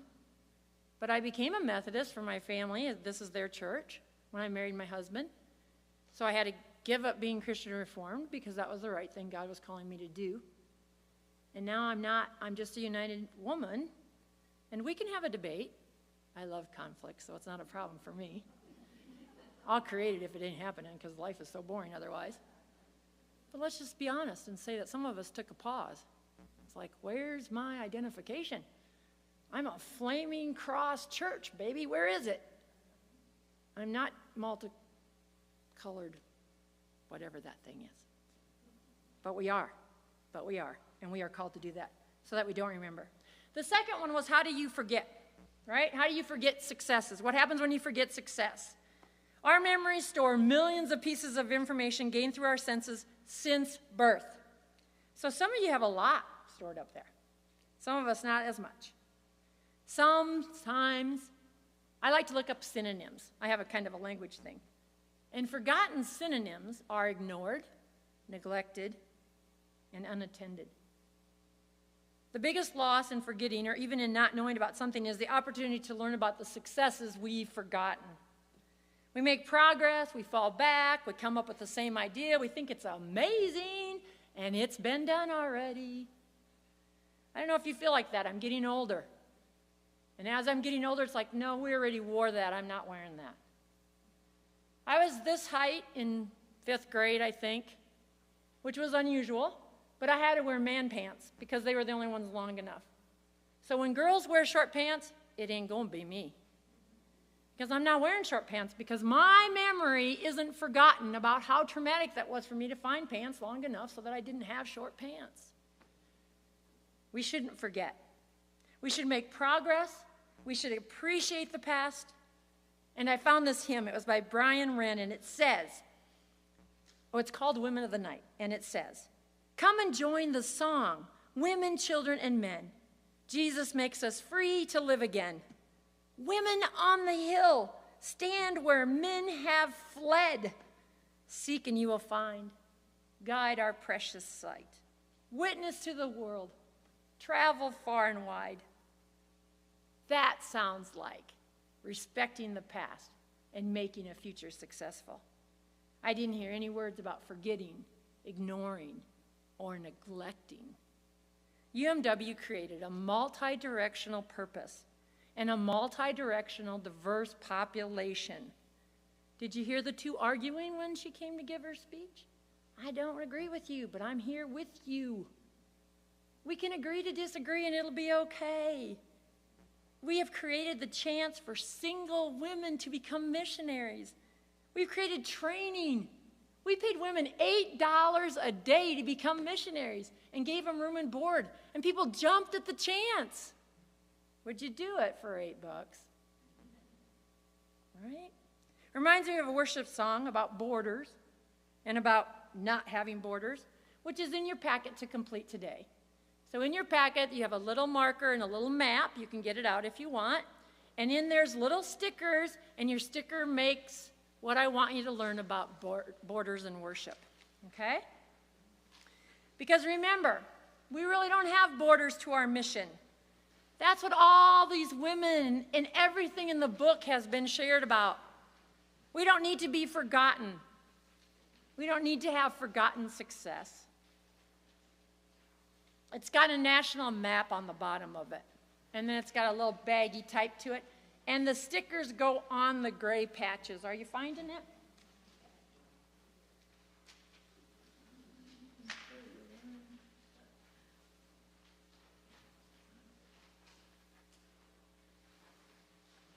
Looks like this. So again, if you complete it correctly, go ahead and get your prize in the back.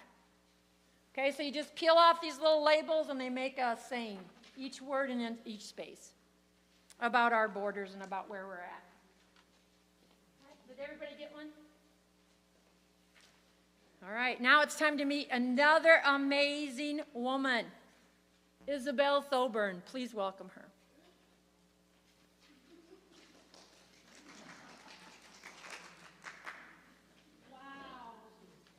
This was a time-traveling machine that I came in. And wow, what a trip that was. And I look around now and I see so many new things that we didn't have in my time. All this technology, they call it, Lorna? Yes. Technology. Whoa. Anyway, dear sisters, thank you so much for inviting me here today. It is so good to see so many sisters gathered together to learn about our Methodist women.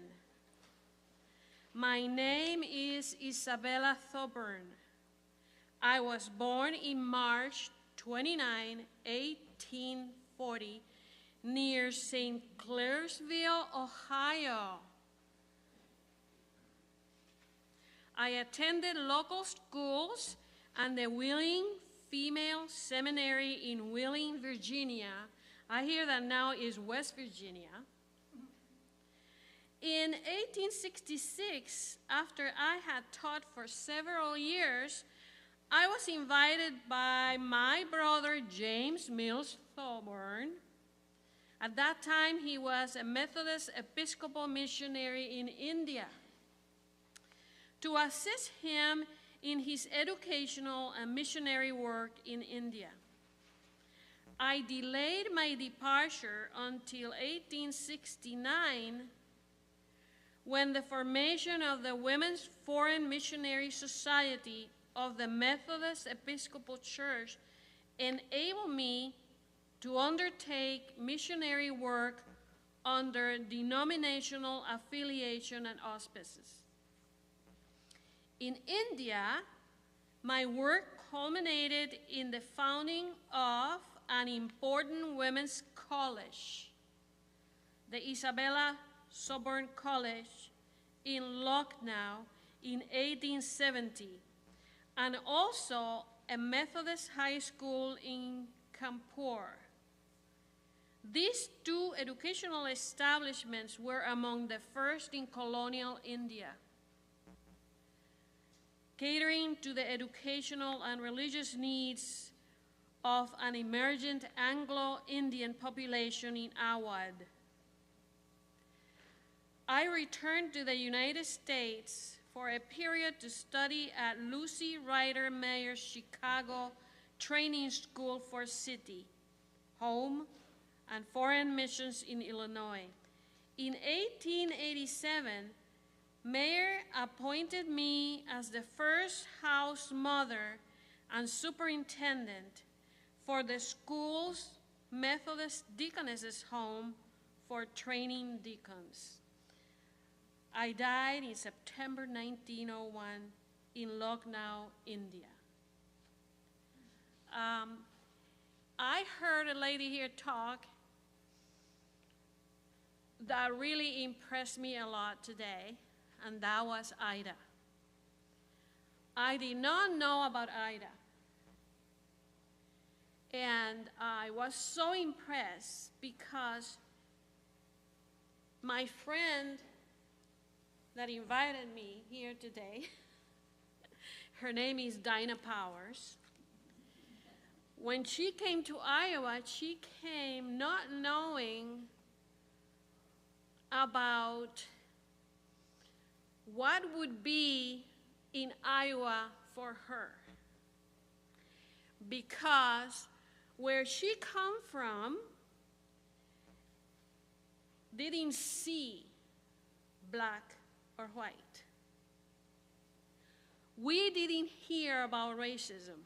We didn't study it in class. And I did a ministry moment at our church talking about my experience before I got married, because I was so scared, because what we heard back home was negative things about blacks and whites. And I had a friend that came to the United States. She got married and went to live in Georgia, of all the places that I know. And she was not welcome at all. Her husband's family did not welcome her. Puerto Ricans were not welcome anywhere in the South. And she had to go back, divorced, and start over again. So from that example, I thought, oh my Lord, I married a military man, and there I was heading to Iowa. And God had worked with me, and He was just protecting me forever and ever. And that's why I am so grateful for everything. But my husband's family was the best. A good, Bible-oriented family that took me, and but all these things about lynching and all that, I learned about it from listening to people here in the United States, because we didn't study it at home. We didn't study that. We didn't know what lynching was. We lived together peacefully. Everybody loved each other, and we didn't see color. So Ida May, I have to say, from the heart of Isabella Soborn, thank you for informing us about your life and what you work for. Thank you very much. And Lorna, thank you for inviting me today with these ladies. Wow. Thanks for time traveling. Thank you. Oh, I don't know when the bus is going, but.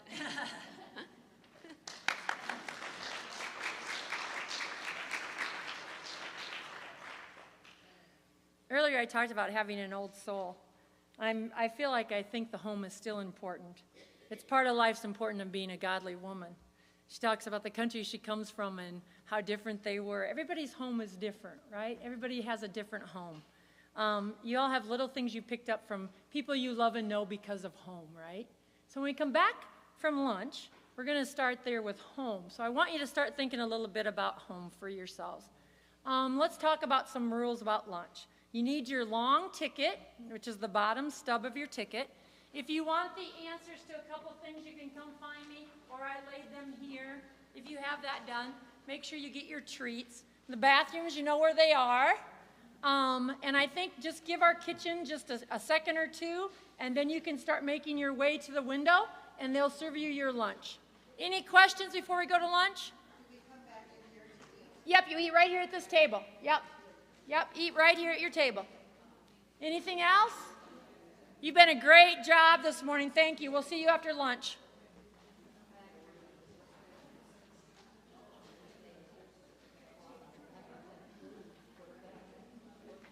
40 minutes, about 45 minutes. 1:45. You need to be back.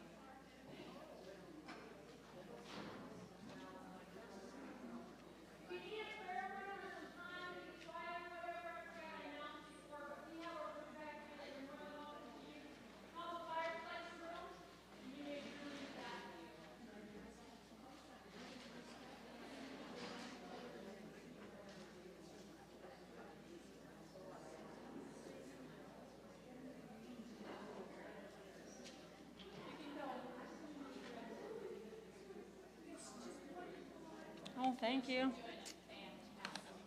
I have like 90 million things I got way too much planned. We're not going to get to it all, but. I know, that's what I thought, yeah.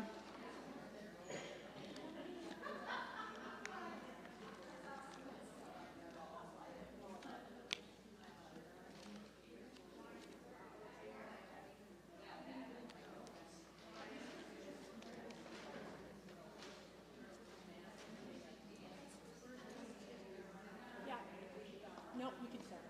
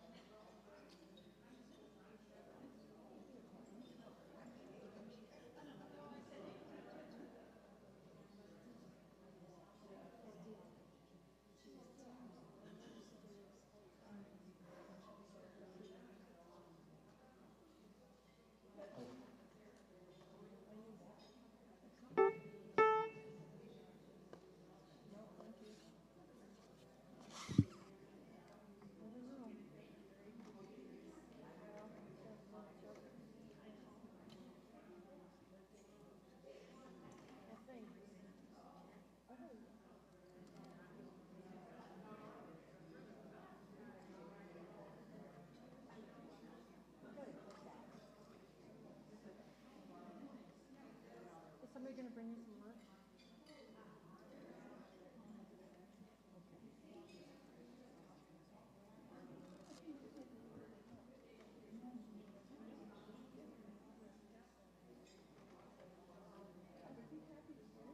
And did you put her food to go?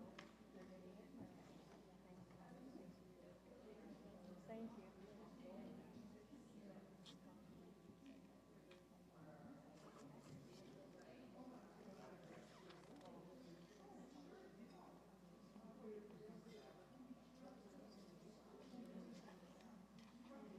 Can we have another round of applause for my pianist, Kay Detman?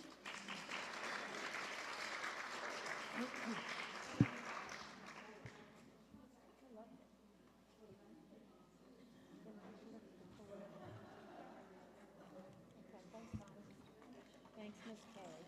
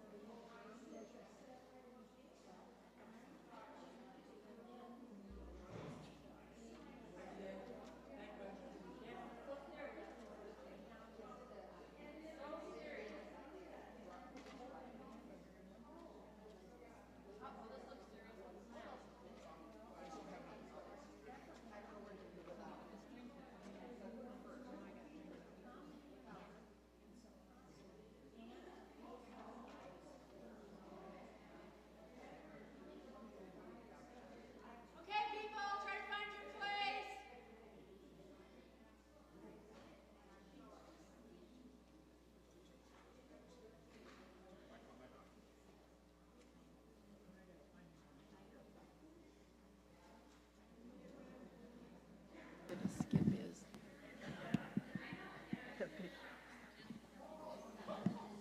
After all that, I know. Please don't hit me.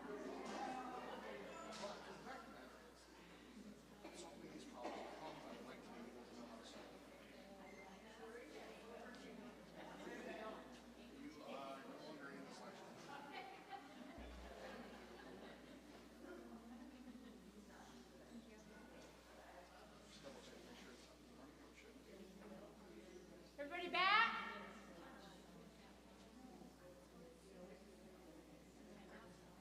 Still not. What's the deal?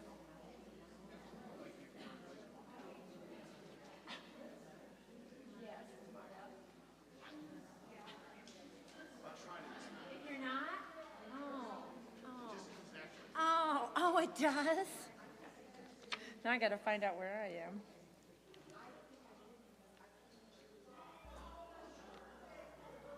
Who's Mary Scratton? You guys remember?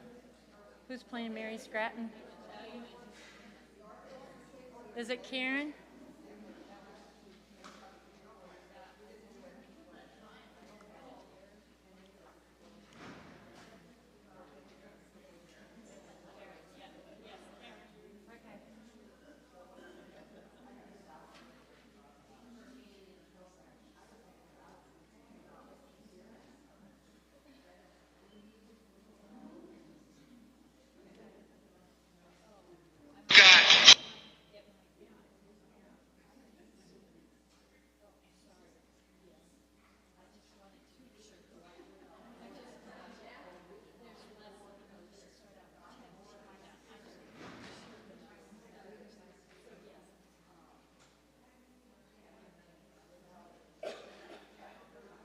Can we give my kitchen help a round of applause, please?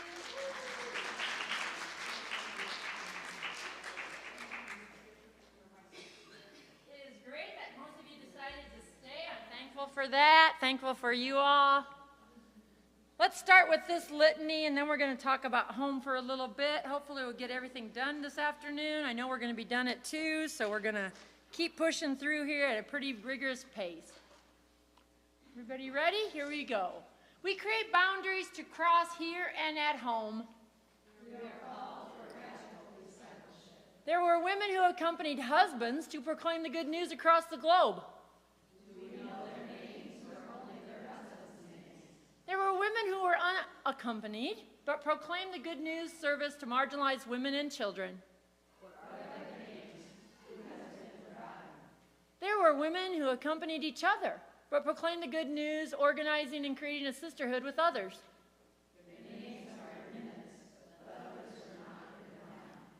There were those who accompanied marginalized women and children, proclaiming the good news through service and advocacy in community centers, hospitals, and schools.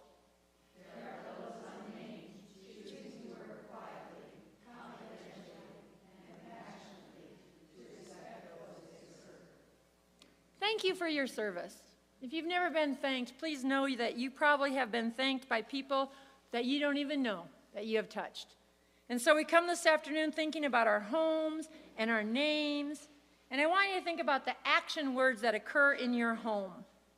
The paradoxes between your sphere of influence and the sphere of influence that our founders had. Remember, being pious, being domesticated, was considered a gift. We still can have that same gift, but our sphere of influence has enlarged by quite a bit. Some of it due to technology alone, right? Do I have anybody here willing to admit they TikTok? Oh, anybody Instagram? Anybody Facebook? Anybody Twitter? Our borders are expanding exponentially. We can't keep up. So if you did the little thing that you peeled them off, I'm sorry they were so difficult to peel off. That's a worship song by Hillsong, where we have no borders. Our world has changed to the fact that even our founders didn't stay home.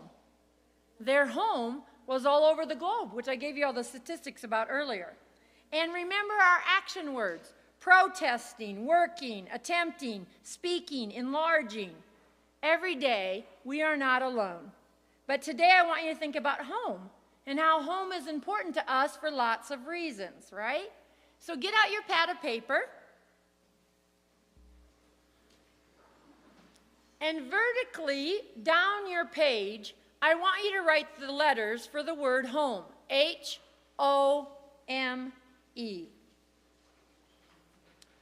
So get out a piece of paper and a pen and vertically H-O-M-E.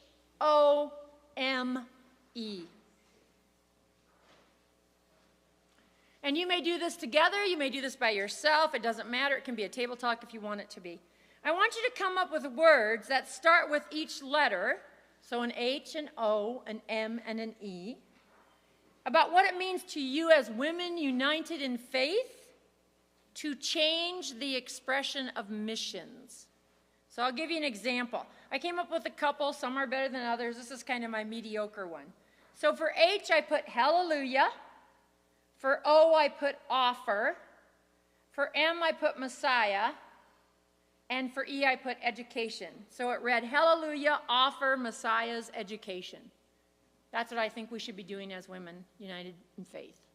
So I'm going to give you 2 minutes. Go ahead and do your acronym. Go ahead.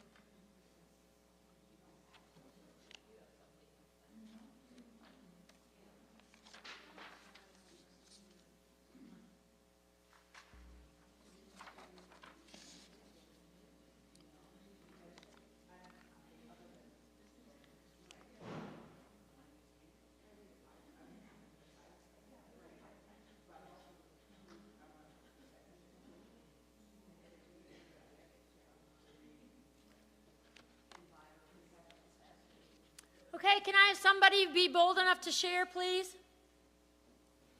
Anybody want to share theirs? Okay, thanks, Janet. Health, open, mobile, and everything. What's the H? The H is health. Health. Very good. Say it again. Health. Open. Mobile. Yep. And everything. And everything. Excellent. Someone else? Help others meditate everywhere. Anybody else?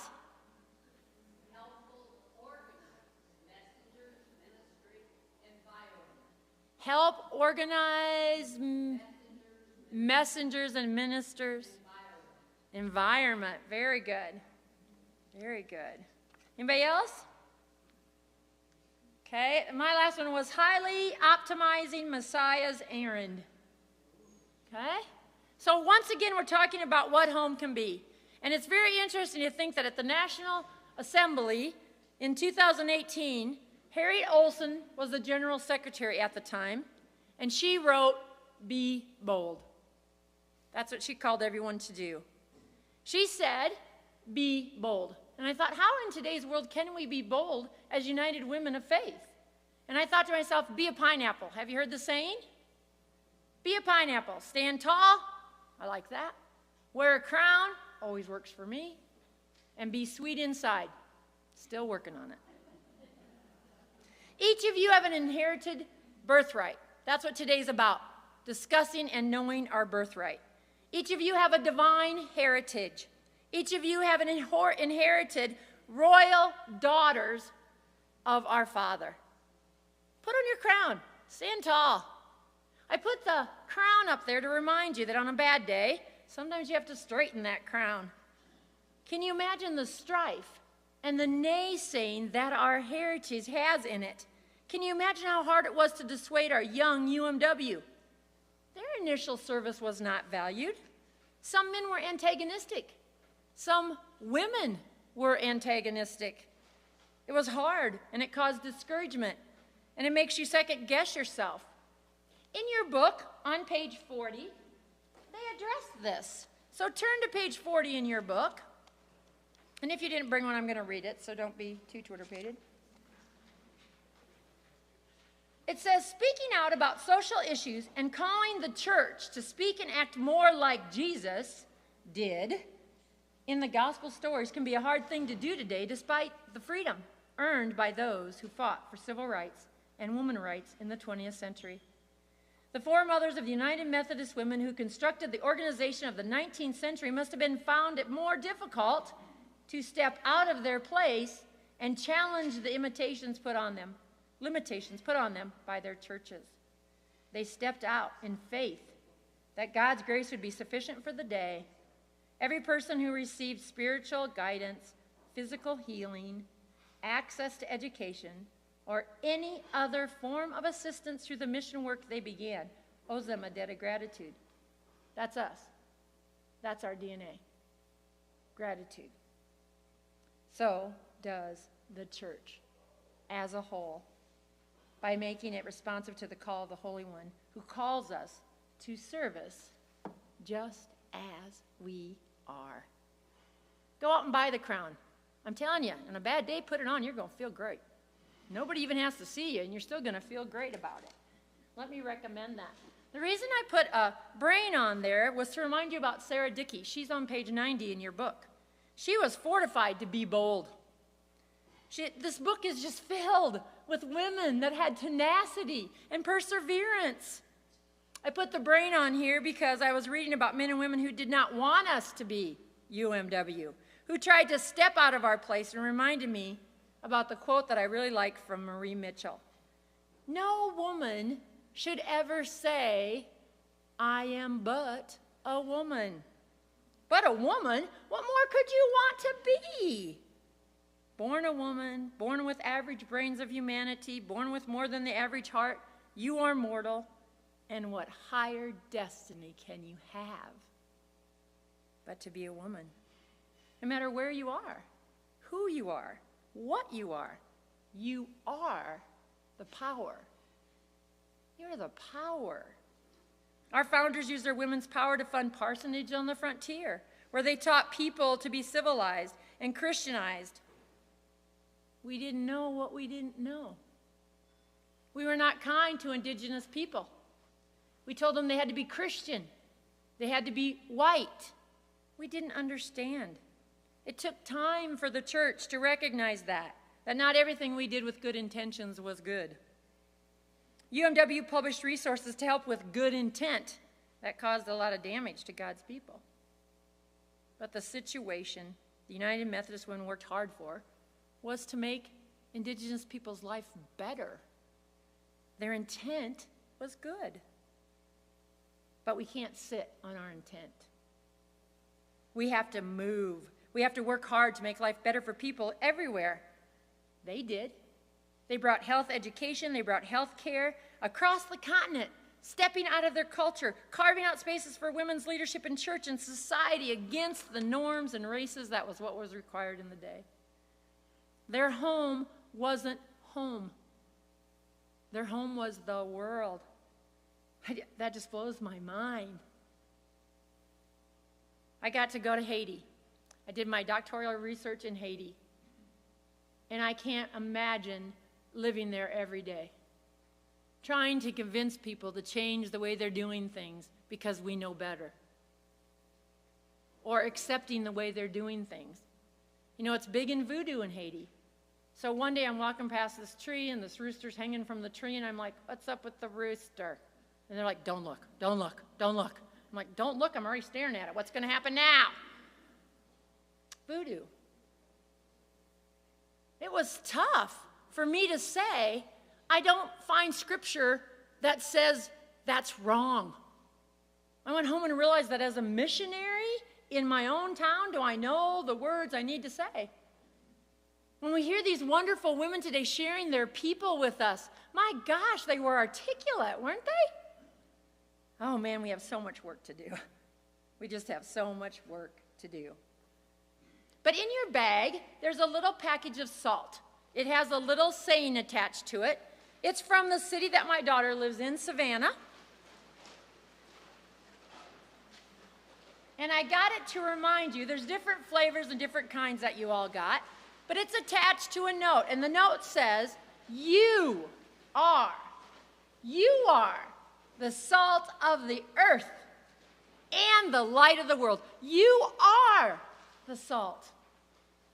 God calls us to do that. We have a heritage and a legacy and a DNA of salt workers. And you can do that. You can be that. You can catch it and you can do it. God's imperative that we continue this day what our United Methodist Women started 1 billion years ago. So, enjoy the salt. It always adds seasoning and makes food taste better, right? So, to be bold, we have 3 areas that we now are concentrating on to be critical in our mission work. So, nationally, we have 3 things. Just energy for all, ending mass incarceration, and criminalization of communities of color. Those are the 3 national, international focuses we have right now going on in United Methodist Women of Faith. And I want to just remind you by the quote up here that says, every area is a mission field and every Christian a missionary. Right? Every Christian. I think that encompasses everyone here in the room. So for a second time, I just want to remind you about the lip gloss. Go ahead and slather that baby on. Right? Be aware. Be aware what kind of mission you are with your old chapstick. Now, some of you have beautiful lipstick on. I was going to mention this earlier. I don't wear lipstick, but some of you look fabulous in your lipstick. Do you know the trick? You have to bite on a Q-tip and then apply your lipstick. Yeah, fact for the day. Go home and write that down. Put your crown on, put your Q-tip in your mouth, and whip that chapstick on, people, and preach the gospel in the mission that God's called you to be in. All right? Now we're going to welcome Mary Scratton. She's going to come and introduce herself to us.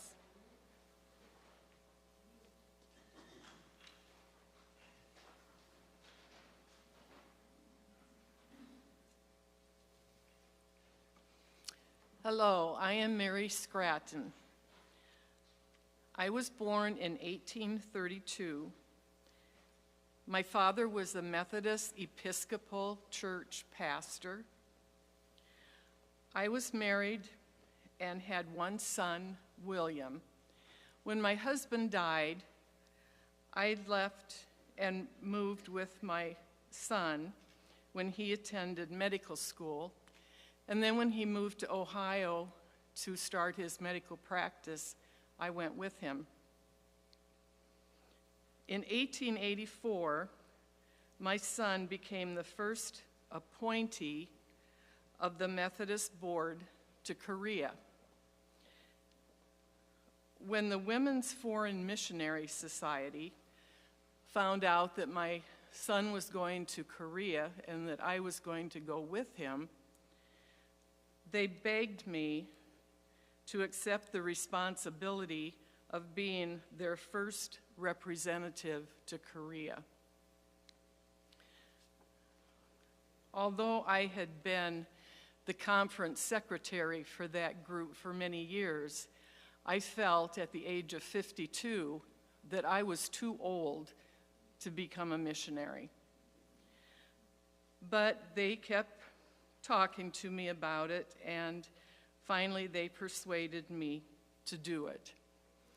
And I found out I wasn't too old. I became the first female missionary in Korea.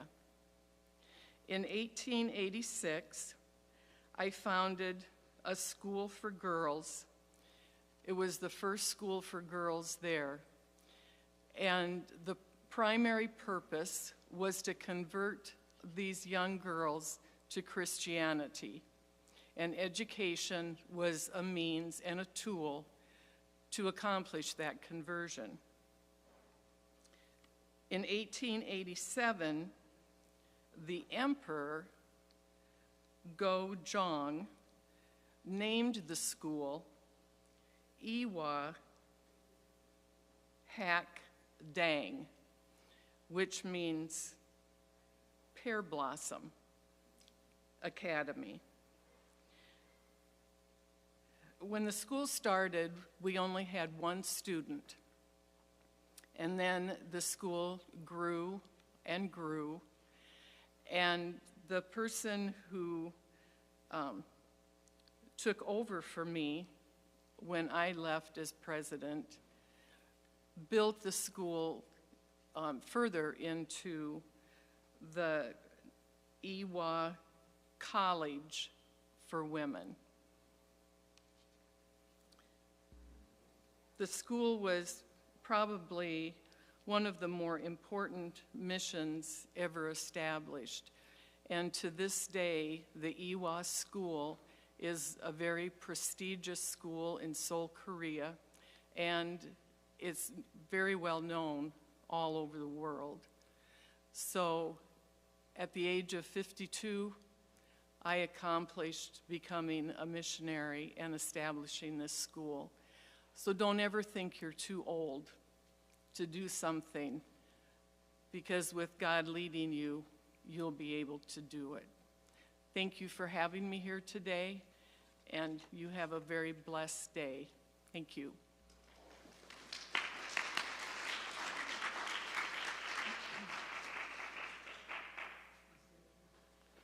So our UMW is founded on these two beliefs. All people are made in God's image, and actions based on the teachings, examples of Jesus. That's where we're going. That's what Alice Knott, our key writer, came up with eventually as the two metaphors to direct our lives. Methodist women, transforming racial relations and serving core beliefs for their bold love in action. She says Methodist women selected two powerful metaphors. They chose to emphasize that all people are made in God's image, and the litmus test for their actions would be Jesus' life and teaching.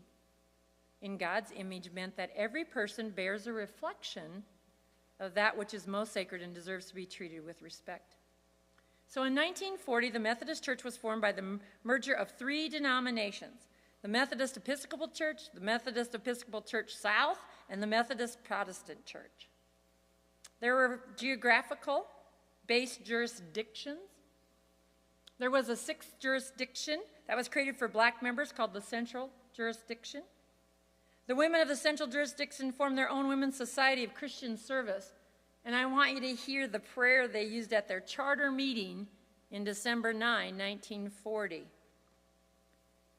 O God, we pray for thy church, which is set today amid the perplexities of a changing order. Face to face with a great new task. We get that, right? We get that. So I'd like us to say this prayer together.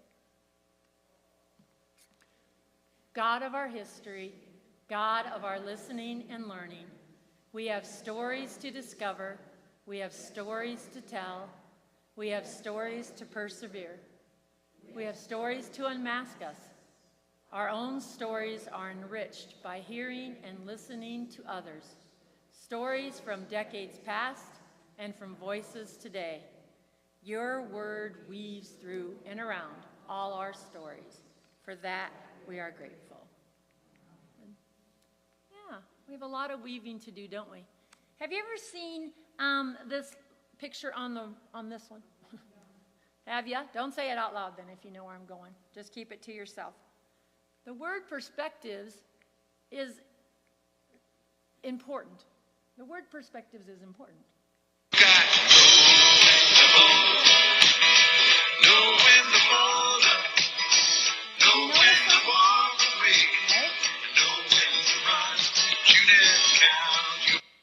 Okay, so why am I playing know when to hold them, know when to fold them? You might be called, well, not because I'm into country western. I'm not even into Kenny Rogers. But because we are created for a future that builds on this legacy that says, sometimes you got to know when to fold it. Think of how many women have already presented today from my conference officers who have told you that when they were living, they didn't know the impact. Or they weren't happy with this, so they did this instead. Sometimes God says no. I don't know very many people that like that word, except mothers of toddlers. Yeah, no. Sometimes God says no. Our perspective is very important. it looks like the man's touching the top of the lighthouse.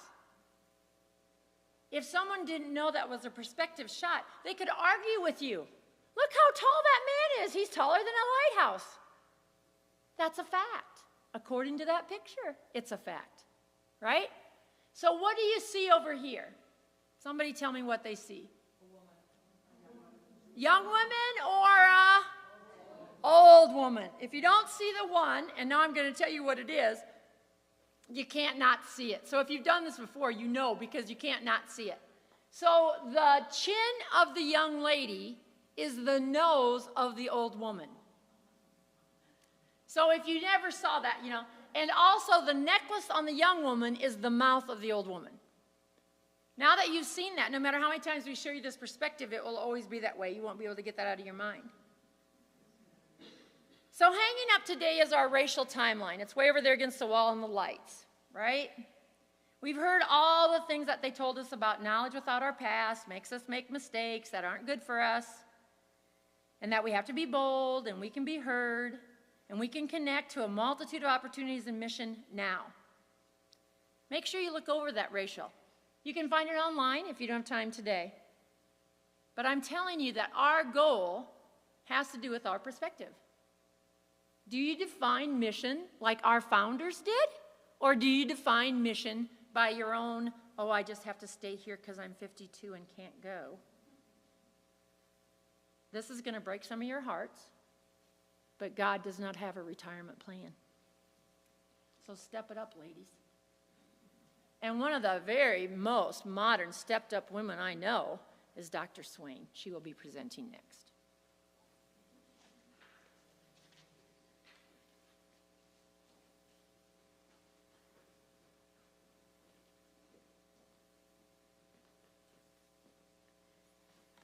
Well, my compatriot,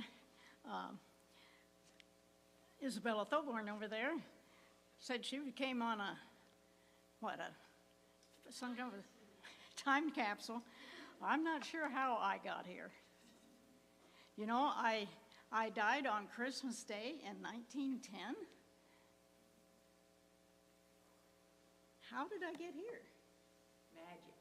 I don't know what's going on, but here I am, and I've been sitting here all day listening to all these people, and it's great to see all the things that have gone on in the United Methodist Women and its predecessor organizations, as I like to say, and now the new name, since I was working for them. I was born actually in Elmira, New York. I was the youngest of 10 children, and I joined the Methodist Episcopal Church at the age of 8. How many of you went through confirmation at 8? Or whatever. At age 21, I began as a teacher. But you know, I really always wanted to be a doctor. And I was able to begin medical training at the Castile Sanatorium under Dr. Cornelia Green. And I graduated from medical college, from the Women's Medical College of Pennsylvania in 1869. Does that year ring a bell? I graduated in the spring, and then in November, I was off to India. I set sail in November and heading out to Bareilly, India. I didn't arrive, however, until January of 1870, because that's a long trip. We certainly didn't go in a jet plane. So I began my medical work on the morning after I arrived. And where did I work? Out on the veranda. And my medical supplies didn't come until a month later. Now, why was I out on the veranda? Have you ever been to Italy? Or to India? I mean, it is hot. It is hot. And then we were dressed in, we didn't have shorts. like the women wear today. I was the first woman missionary sent by the Women's Foreign Missionary Service. In fact, I was the first woman missionary sent by any denomination. And I was confident that I was obeying the call of God.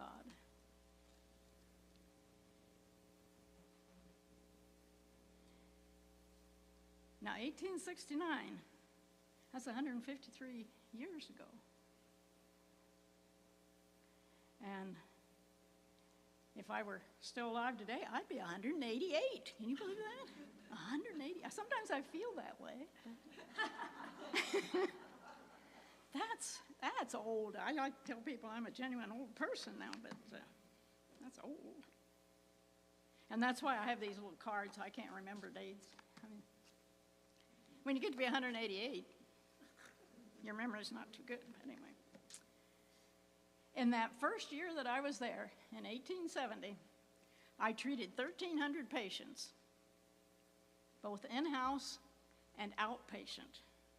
Now remember, I was sent to India to serve the women and girls and their children when they were young, because the women didn't have any medical treatment other than probably when they were giving birth. The midwives were there, but that was about it, because all the doctors were men, and in that culture, men did not see women in such conditions, right?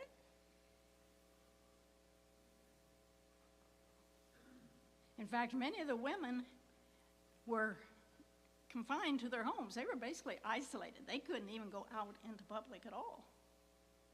That's just the way it was there. So when I said I did some in-house and some outpatient, it was more outpatient. I was all over going to the homes to treat the women because they could not get out. So of course I knew that we needed more people. I couldn't do all that stuff by myself. So I started in that first year training local women in classes in anatomy, physiology, and material medica. I was teaching, not only doing the doctoring, but teaching 2 to 3 hours a day. Now, how many of you have been teachers? Probably quite a few of you. If you're teaching 2 to 3 hours a day, how many hours are you actually working, right? You've got all that prep time you got to put in, all that work. And then to have the treating people besides. So you can see that I definitely needed help.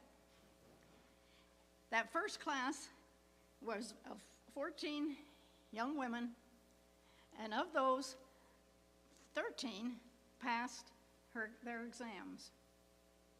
And in April 10th, 1873, they received certificates for practice in all ordinary diseases.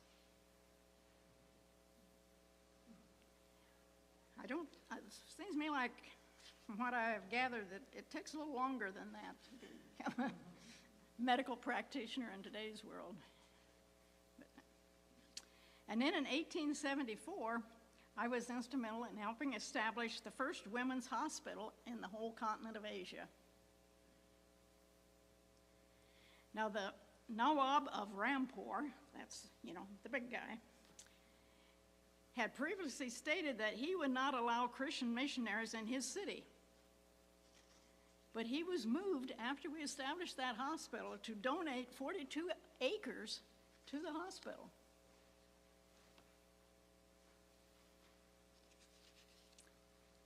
So in all that work that I did and in all that heat, I really became exhausted, both mentally and physically.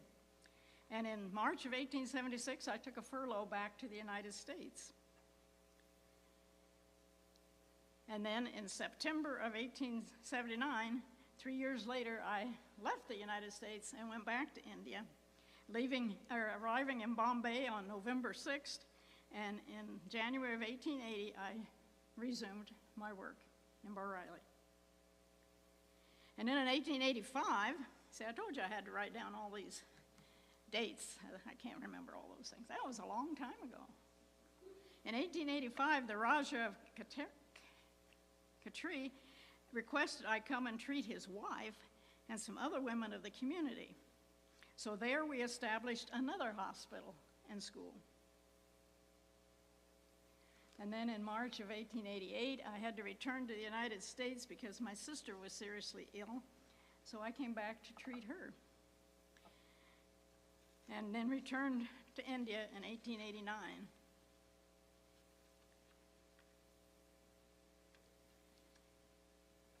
Altogether, I served 27 years in India. That must be one of the questions. I saw pencils heading over there. We're doing something. So in 1996, I returned to the United States with some other missionaries and toured Israel and Europe along the way. So I did do a little bit of traveling. But getting back to the United States, I said, I'm never going on the sea again. I don't know, that sea voyage just wasn't my cup of tea.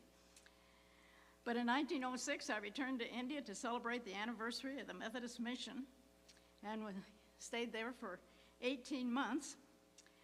And in 1908, I moved back to Castile, New York, to the sanitarium where I had received my medical training. And in 1909, I compiled my letters that had been sent back to family and so forth into a book that's called A Glimpse of India. And I think you can still get that book if you are interested in reading that. And as I said earlier, I passed away on Christmas Day in 2010. And somebody said a while ago that Jesus didn't have a very good retirement plan, but yes, he does.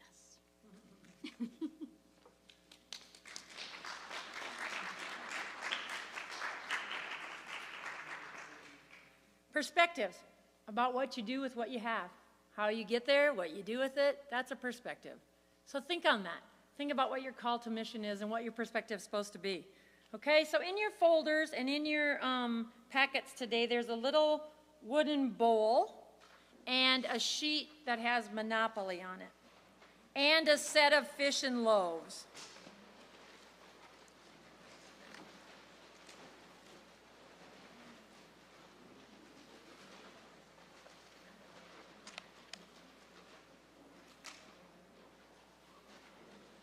Okay, so a little wooden bowl. Should have a little wooden bowl in your, yep. And then you should have loaves and fishes in your plastic folder. And you should have a statement of perspectives in your folder. It'll have 4 questions on it, so you'll need your pen as well.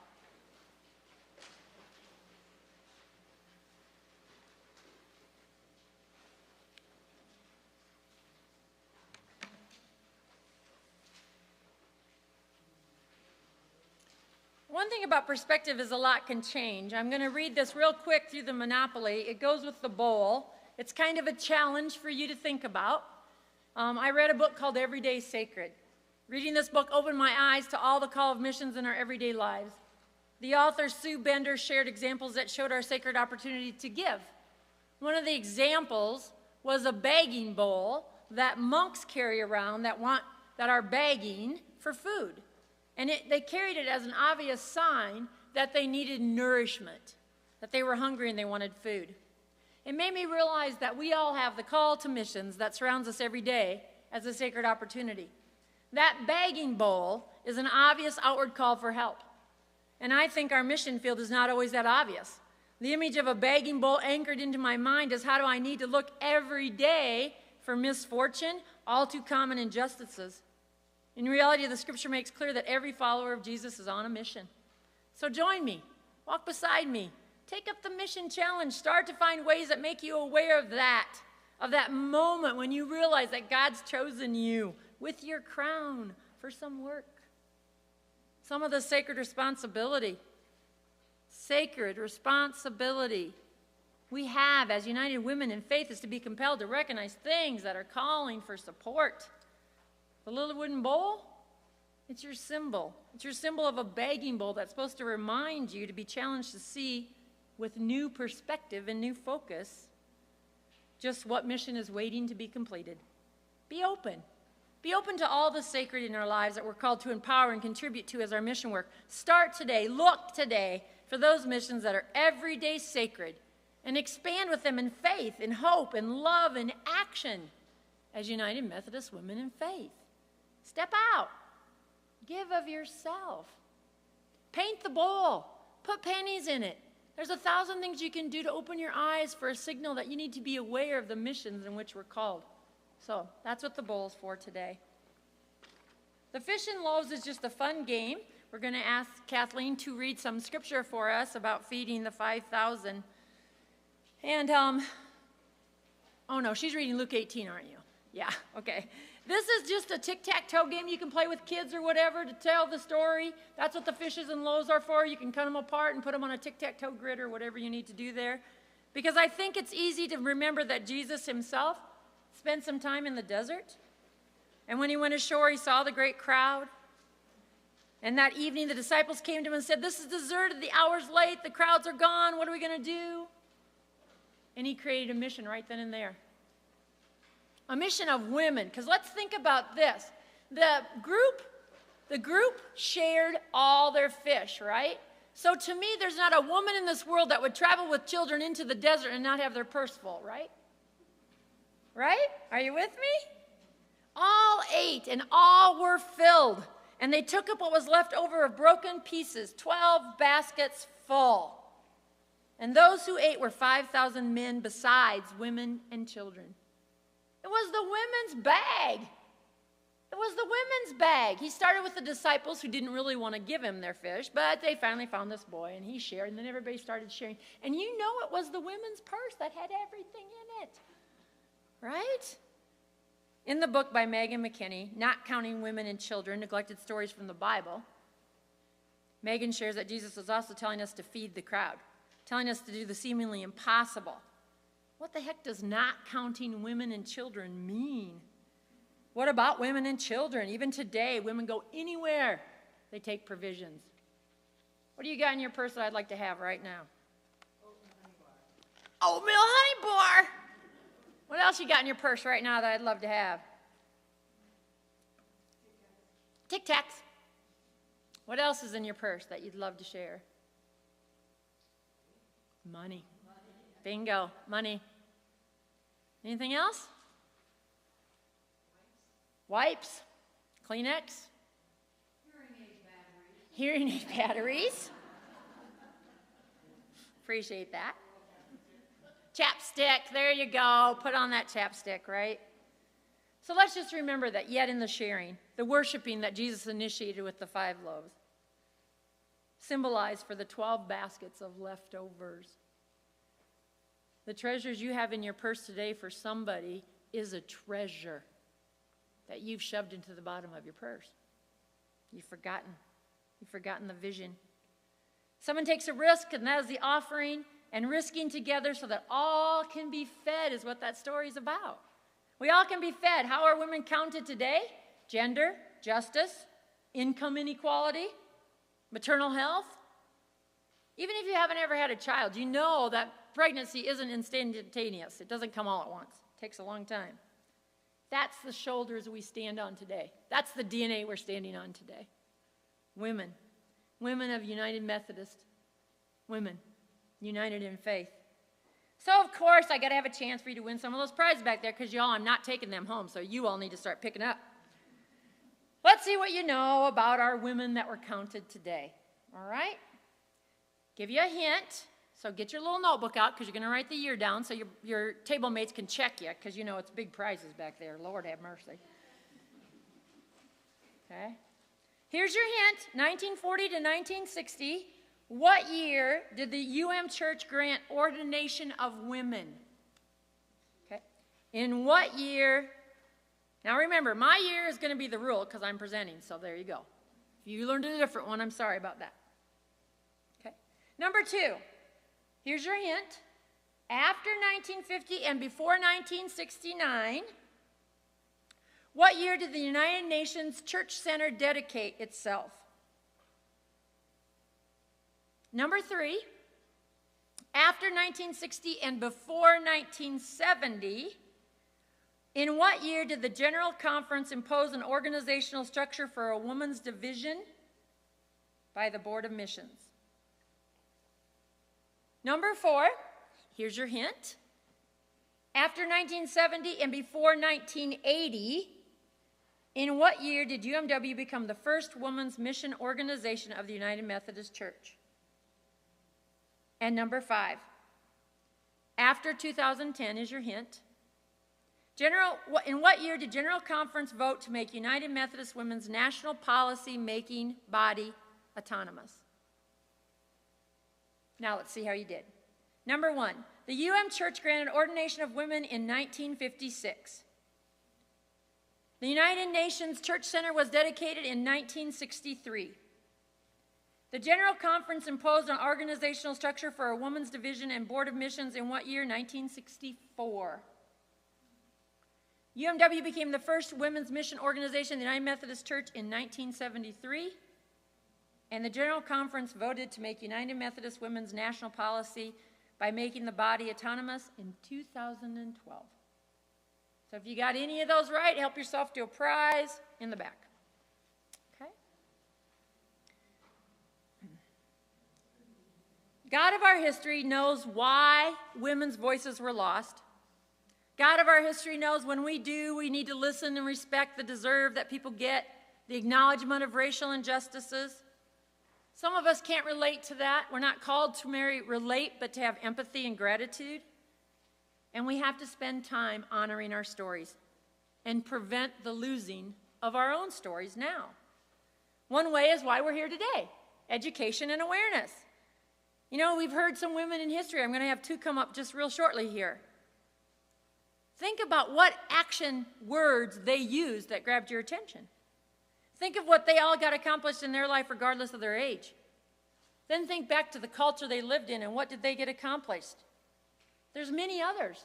Some we know, some we don't. Some are here, some are not. Remember, we're all called to mission and ministry. Not professionally maybe, but we're all called to a mission. Now I want you to turn to your neighbor, get her name. Go ahead. What's your name? And I want you to use her name and say, God has called you, so-and-so, to mission and ministry. Go.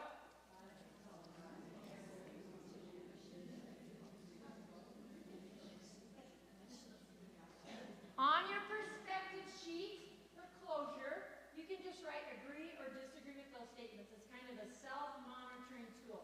Where are you in thinking about the perspectives of our organization? You can put an A for agree or D for disagree. There's 4 of them. That's what that sheet is for. Okay? Our next ladies were big pioneers in UMW. And there's a crossword in your packet that can be completed, of course, for a prize today, right?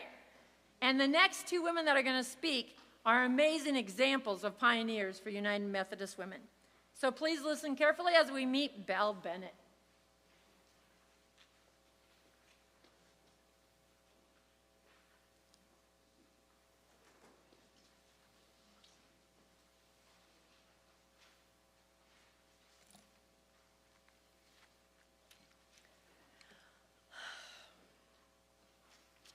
I was born in Kentucky. I was born in a beautiful home and a beautiful estate. I was one of 8 children. My older sister was a missionary. My many brothers were either bankers, lawyers. One was in the legislature. I never married, but I too was all over the country staying with my siblings as I began to focus on building the the Methodist Church, Episcopal Church South Women's Council. My brothers were instrumental in helping me fundraise. I also had quite a life because as I spent each season in different cities enjoying the theater, the opera, the symphony, my grandfather had been a circuit rider in Kentucky before the Revolutionary War that allowed me to be a member of the Daughters of the American Revolution, which I enjoyed. However, I spent several summers studying a Christian approach to living, and I realized we needed to have a missionary focus. I was a teenager during the Civil War. I started, as I lived in different communities, I started settlement houses for African Americans, as well as immigrants. I had a group of Japanese immigrants come to my community. I was not popular because I started a settlement house where African Americans could further their Christian knowledge. And I did the same for the immigrants who had come from Japan. They came from the West Coast, and it was our opportunity to make contact in Japan where we could place missionaries in our first mission field. As I moved about the South, and as I visited my sister who was a missionary, I realized that our missionaries needed more definite training. I was able to start a school in Kansas City that was called Scarrett, and it was still going 100 years later. We later moved that missionary training school to Nashville. One of the things that I was able to do was spend a summer with the Chautauquas in New York. There were many women activists there, and I began to realize that our national general conference was only attended by men. I petitioned, and it was very unusual that I was able to address that all-male body governing the Methodist Church on a national level. And I appealed to them to allow women to be delegates to the National General Conference. That was in 1908. The first year, they voted in favor. However, the Bishops' Council vetoed it.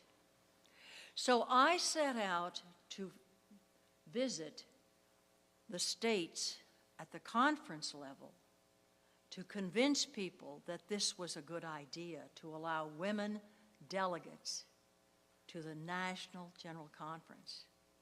We went back the next year, and it was overwhelmingly voted in favor, and this year they relented. Excuse me, I have that wrong.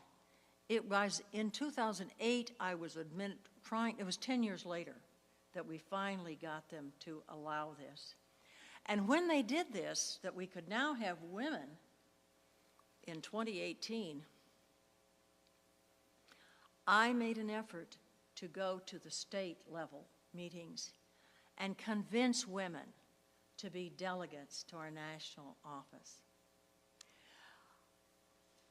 I'm very proud of this, and I think it's interesting that here I am giving this presentation for a woman who died 100 years ago.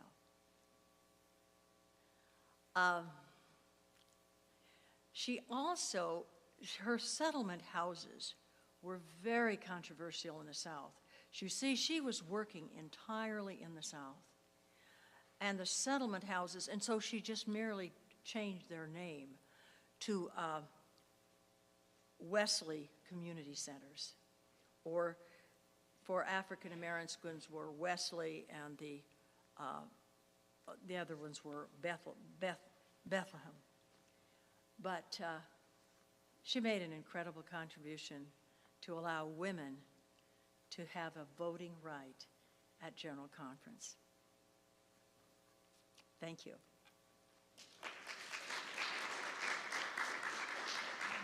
I have a little story about women getting to be ordained. 50th anniversary. Did we need to tell it? Yeah. Okay. I hear you. Don't take my book. There we go. Thank you. Yep, you're welcome. Our next woman, and was famous because of who she married, Mary Lambus.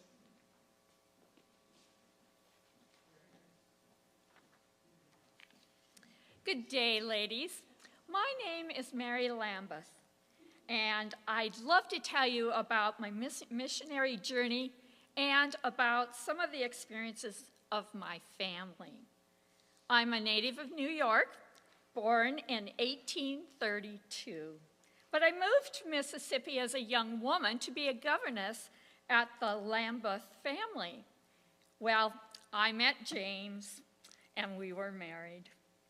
During our engagement, I put a note in the offering plate at annual conference that said, I give $5 and myself for work in China. James was also called to the mission field, so we left for Asia as soon as we were married. Our first significant service was in China and later in Japan. One time when I was on furlough, a Mrs. McGovick, who was a very wealthy lady, came to hear my presentation. She was so moved that she unpinned the diamonds from her wedding veil and gave them to us to fund a building for the girls' school in China. Oh, what a blessing. The sale of these diamonds was worth $1,000. Oh, I am so excited to tell you about our son Walter, who was born in China and became a medical missionary there and later became General Secretary of the Board of Missions. He went on to be elected bishop and later founded the mission in Belgium, Congo, and Siberia. And then there's our daughter, Norma. She married a medical missionary, William Park, and they lived in Suzhou, China for 40 years. She taught English to the Chinese medical students at the hospital her husband and brother had founded. Nora also organized the first anti-foot binding meeting for Chinese women in Suzhou, which was an accomplishment of immense importance. And then Nora's daughter, my granddaughter, well, she also married a doctor and served in Suzhou. I'm getting old now, and it's the end of the century. I'm thrilled our family continues to do such important medical and missionary work.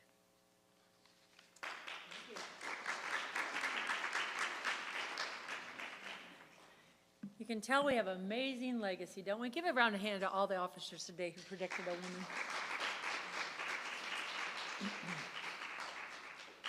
When we talk about things that move us, we're going to have Dinah read a poem in just a minute. But before we get there, I just want you to think about a couple of things.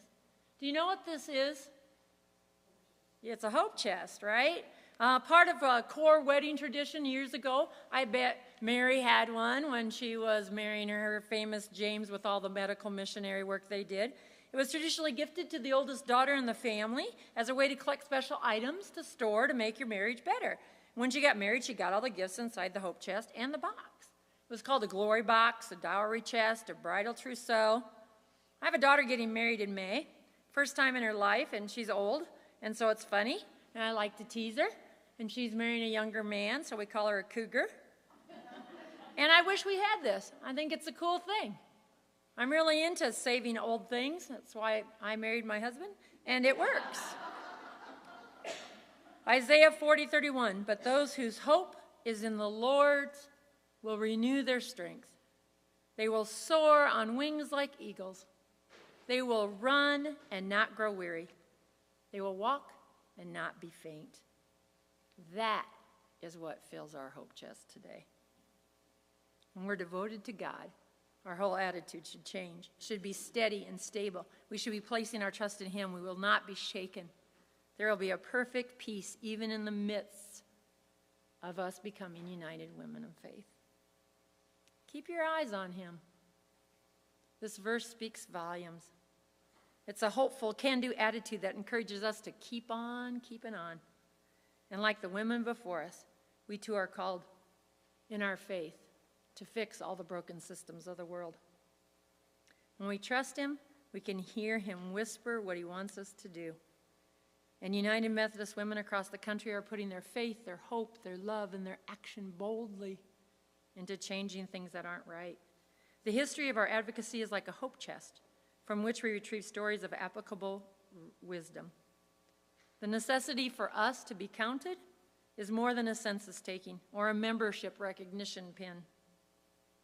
It's an overarching call for us to be united women in faith. Today, in the 21st century, Esther 4:14, who knows? Perhaps you have come to royal dignity for such a time as this.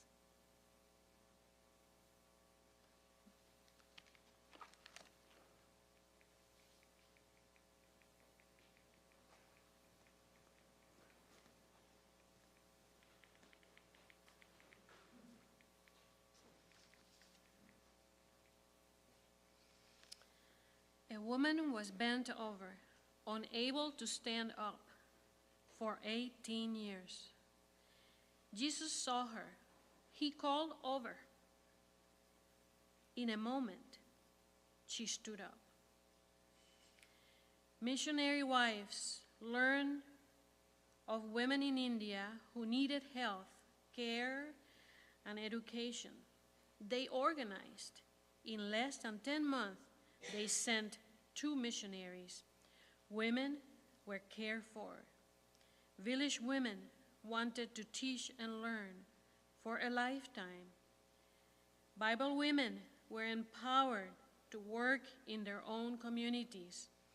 In 10 years, 200 local leaders in India, China, Japan, Italy, South America, and Mexico. Women wanted to preach. It seemed forever, but through healing and teaching ministries, they found a gospel witness, founding schools, orphanages, hospitals. A sisterhood of grace for 153 years, listening, learning, changing, risking Jesus' call to unbend, stand up, speak out, and step alongside.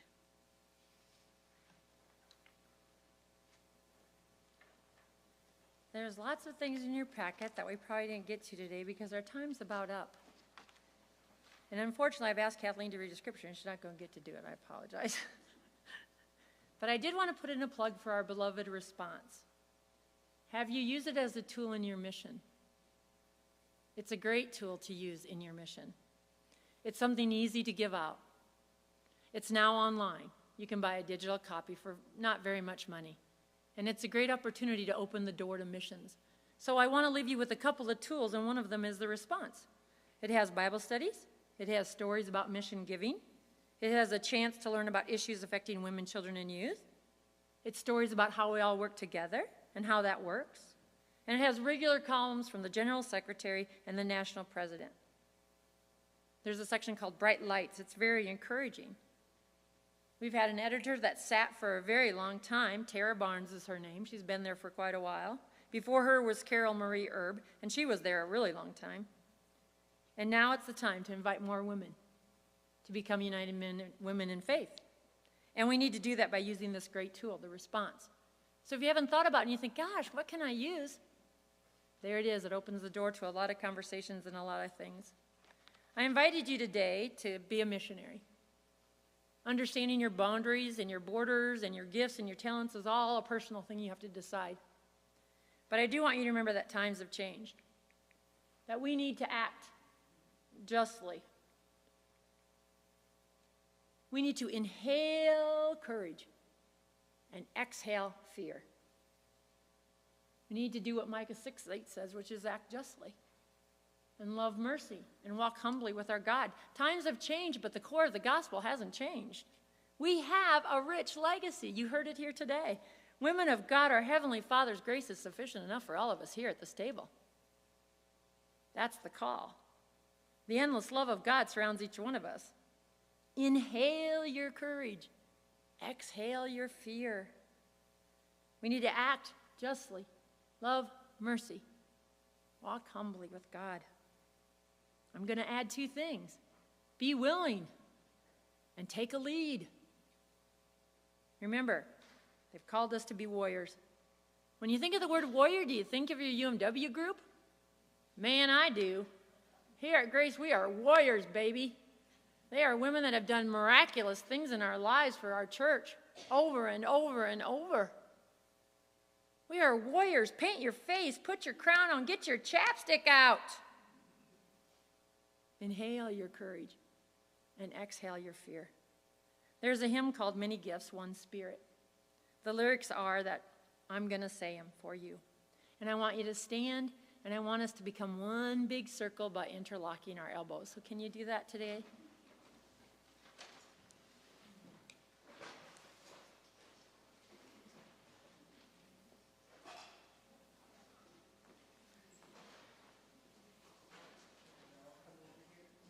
Yep, try to make one big circle. Just interlock your elbows because of COVID. Maybe you don't want to hold hands. I don't know.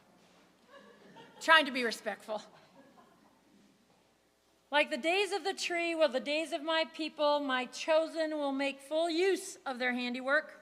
They won't labor in vain nor build children to a world of horrors, because they will be blessed people, blessed by the Lord. Isaiah 65:22 and 23.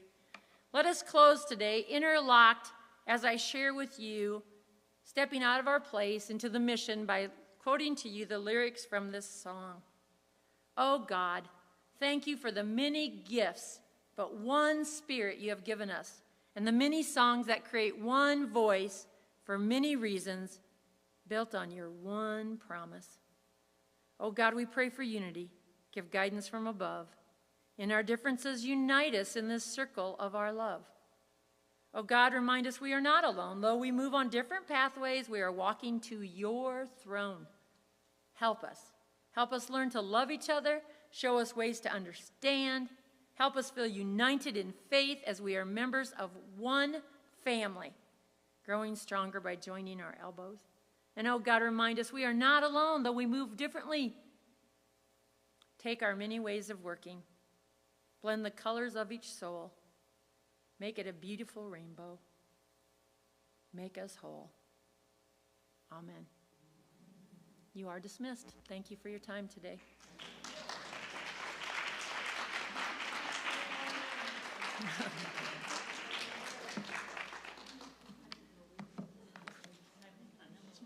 Yep. Officers, our meeting's going to be in the next room in the fellowship hall, so if you need to move your stuff around the table over there. Thank you all for coming. I'd just like to announce that I did bring gift and memory cards and gift to mission cards. If you're interested in that table back there with the green tablecloth on it, there are the gift and memory cards. They've got new ones out there, a lot prettier than those brown ones that we've had. So take a look at them. It was moved right along in the bus up there to say all your fun gifts.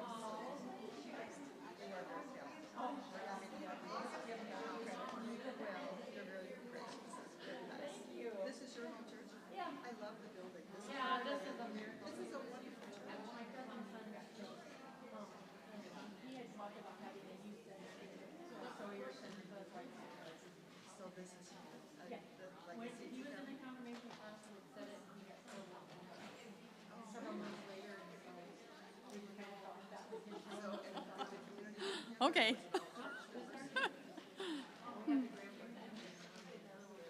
Okay. Huh?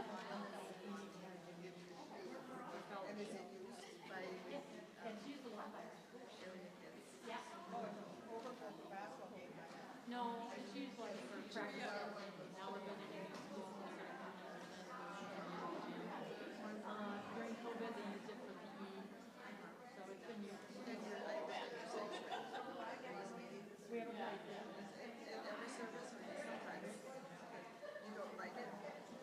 It comes and goes, you know, it comes and goes with movement, it comes and goes with comfort. But our heart's sincere, but sometimes it's not what it should be.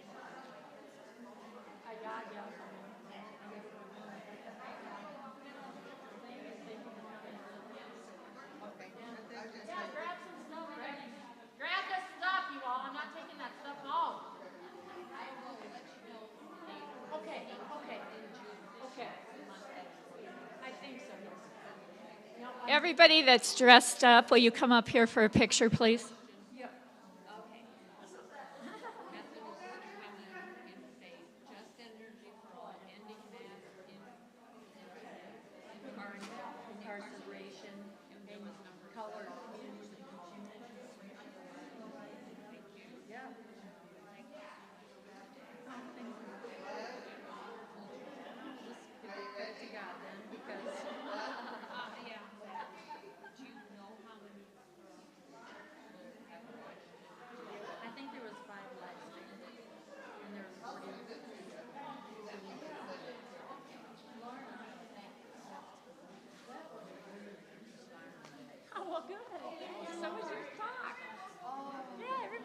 I didn't, but for Faith to mention it. I know, sorry. Seven missionary bills that they all mentioned.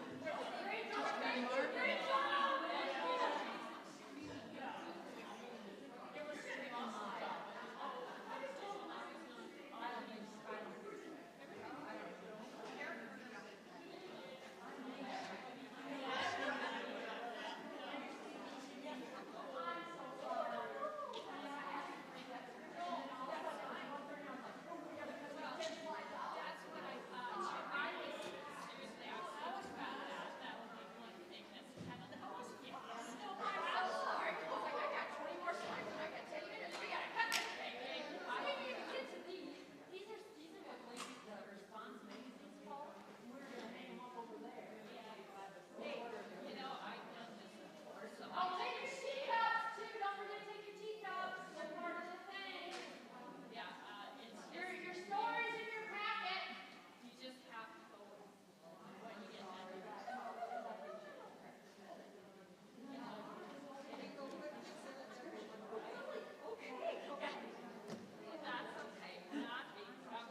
Well, sorry. I try not to ask for help when I think I'm going to be on time, but the afternoon went. No, and the little group things, I had like 10 more to do, but they were too slow. By the time you guys got to the chairs and back, it was.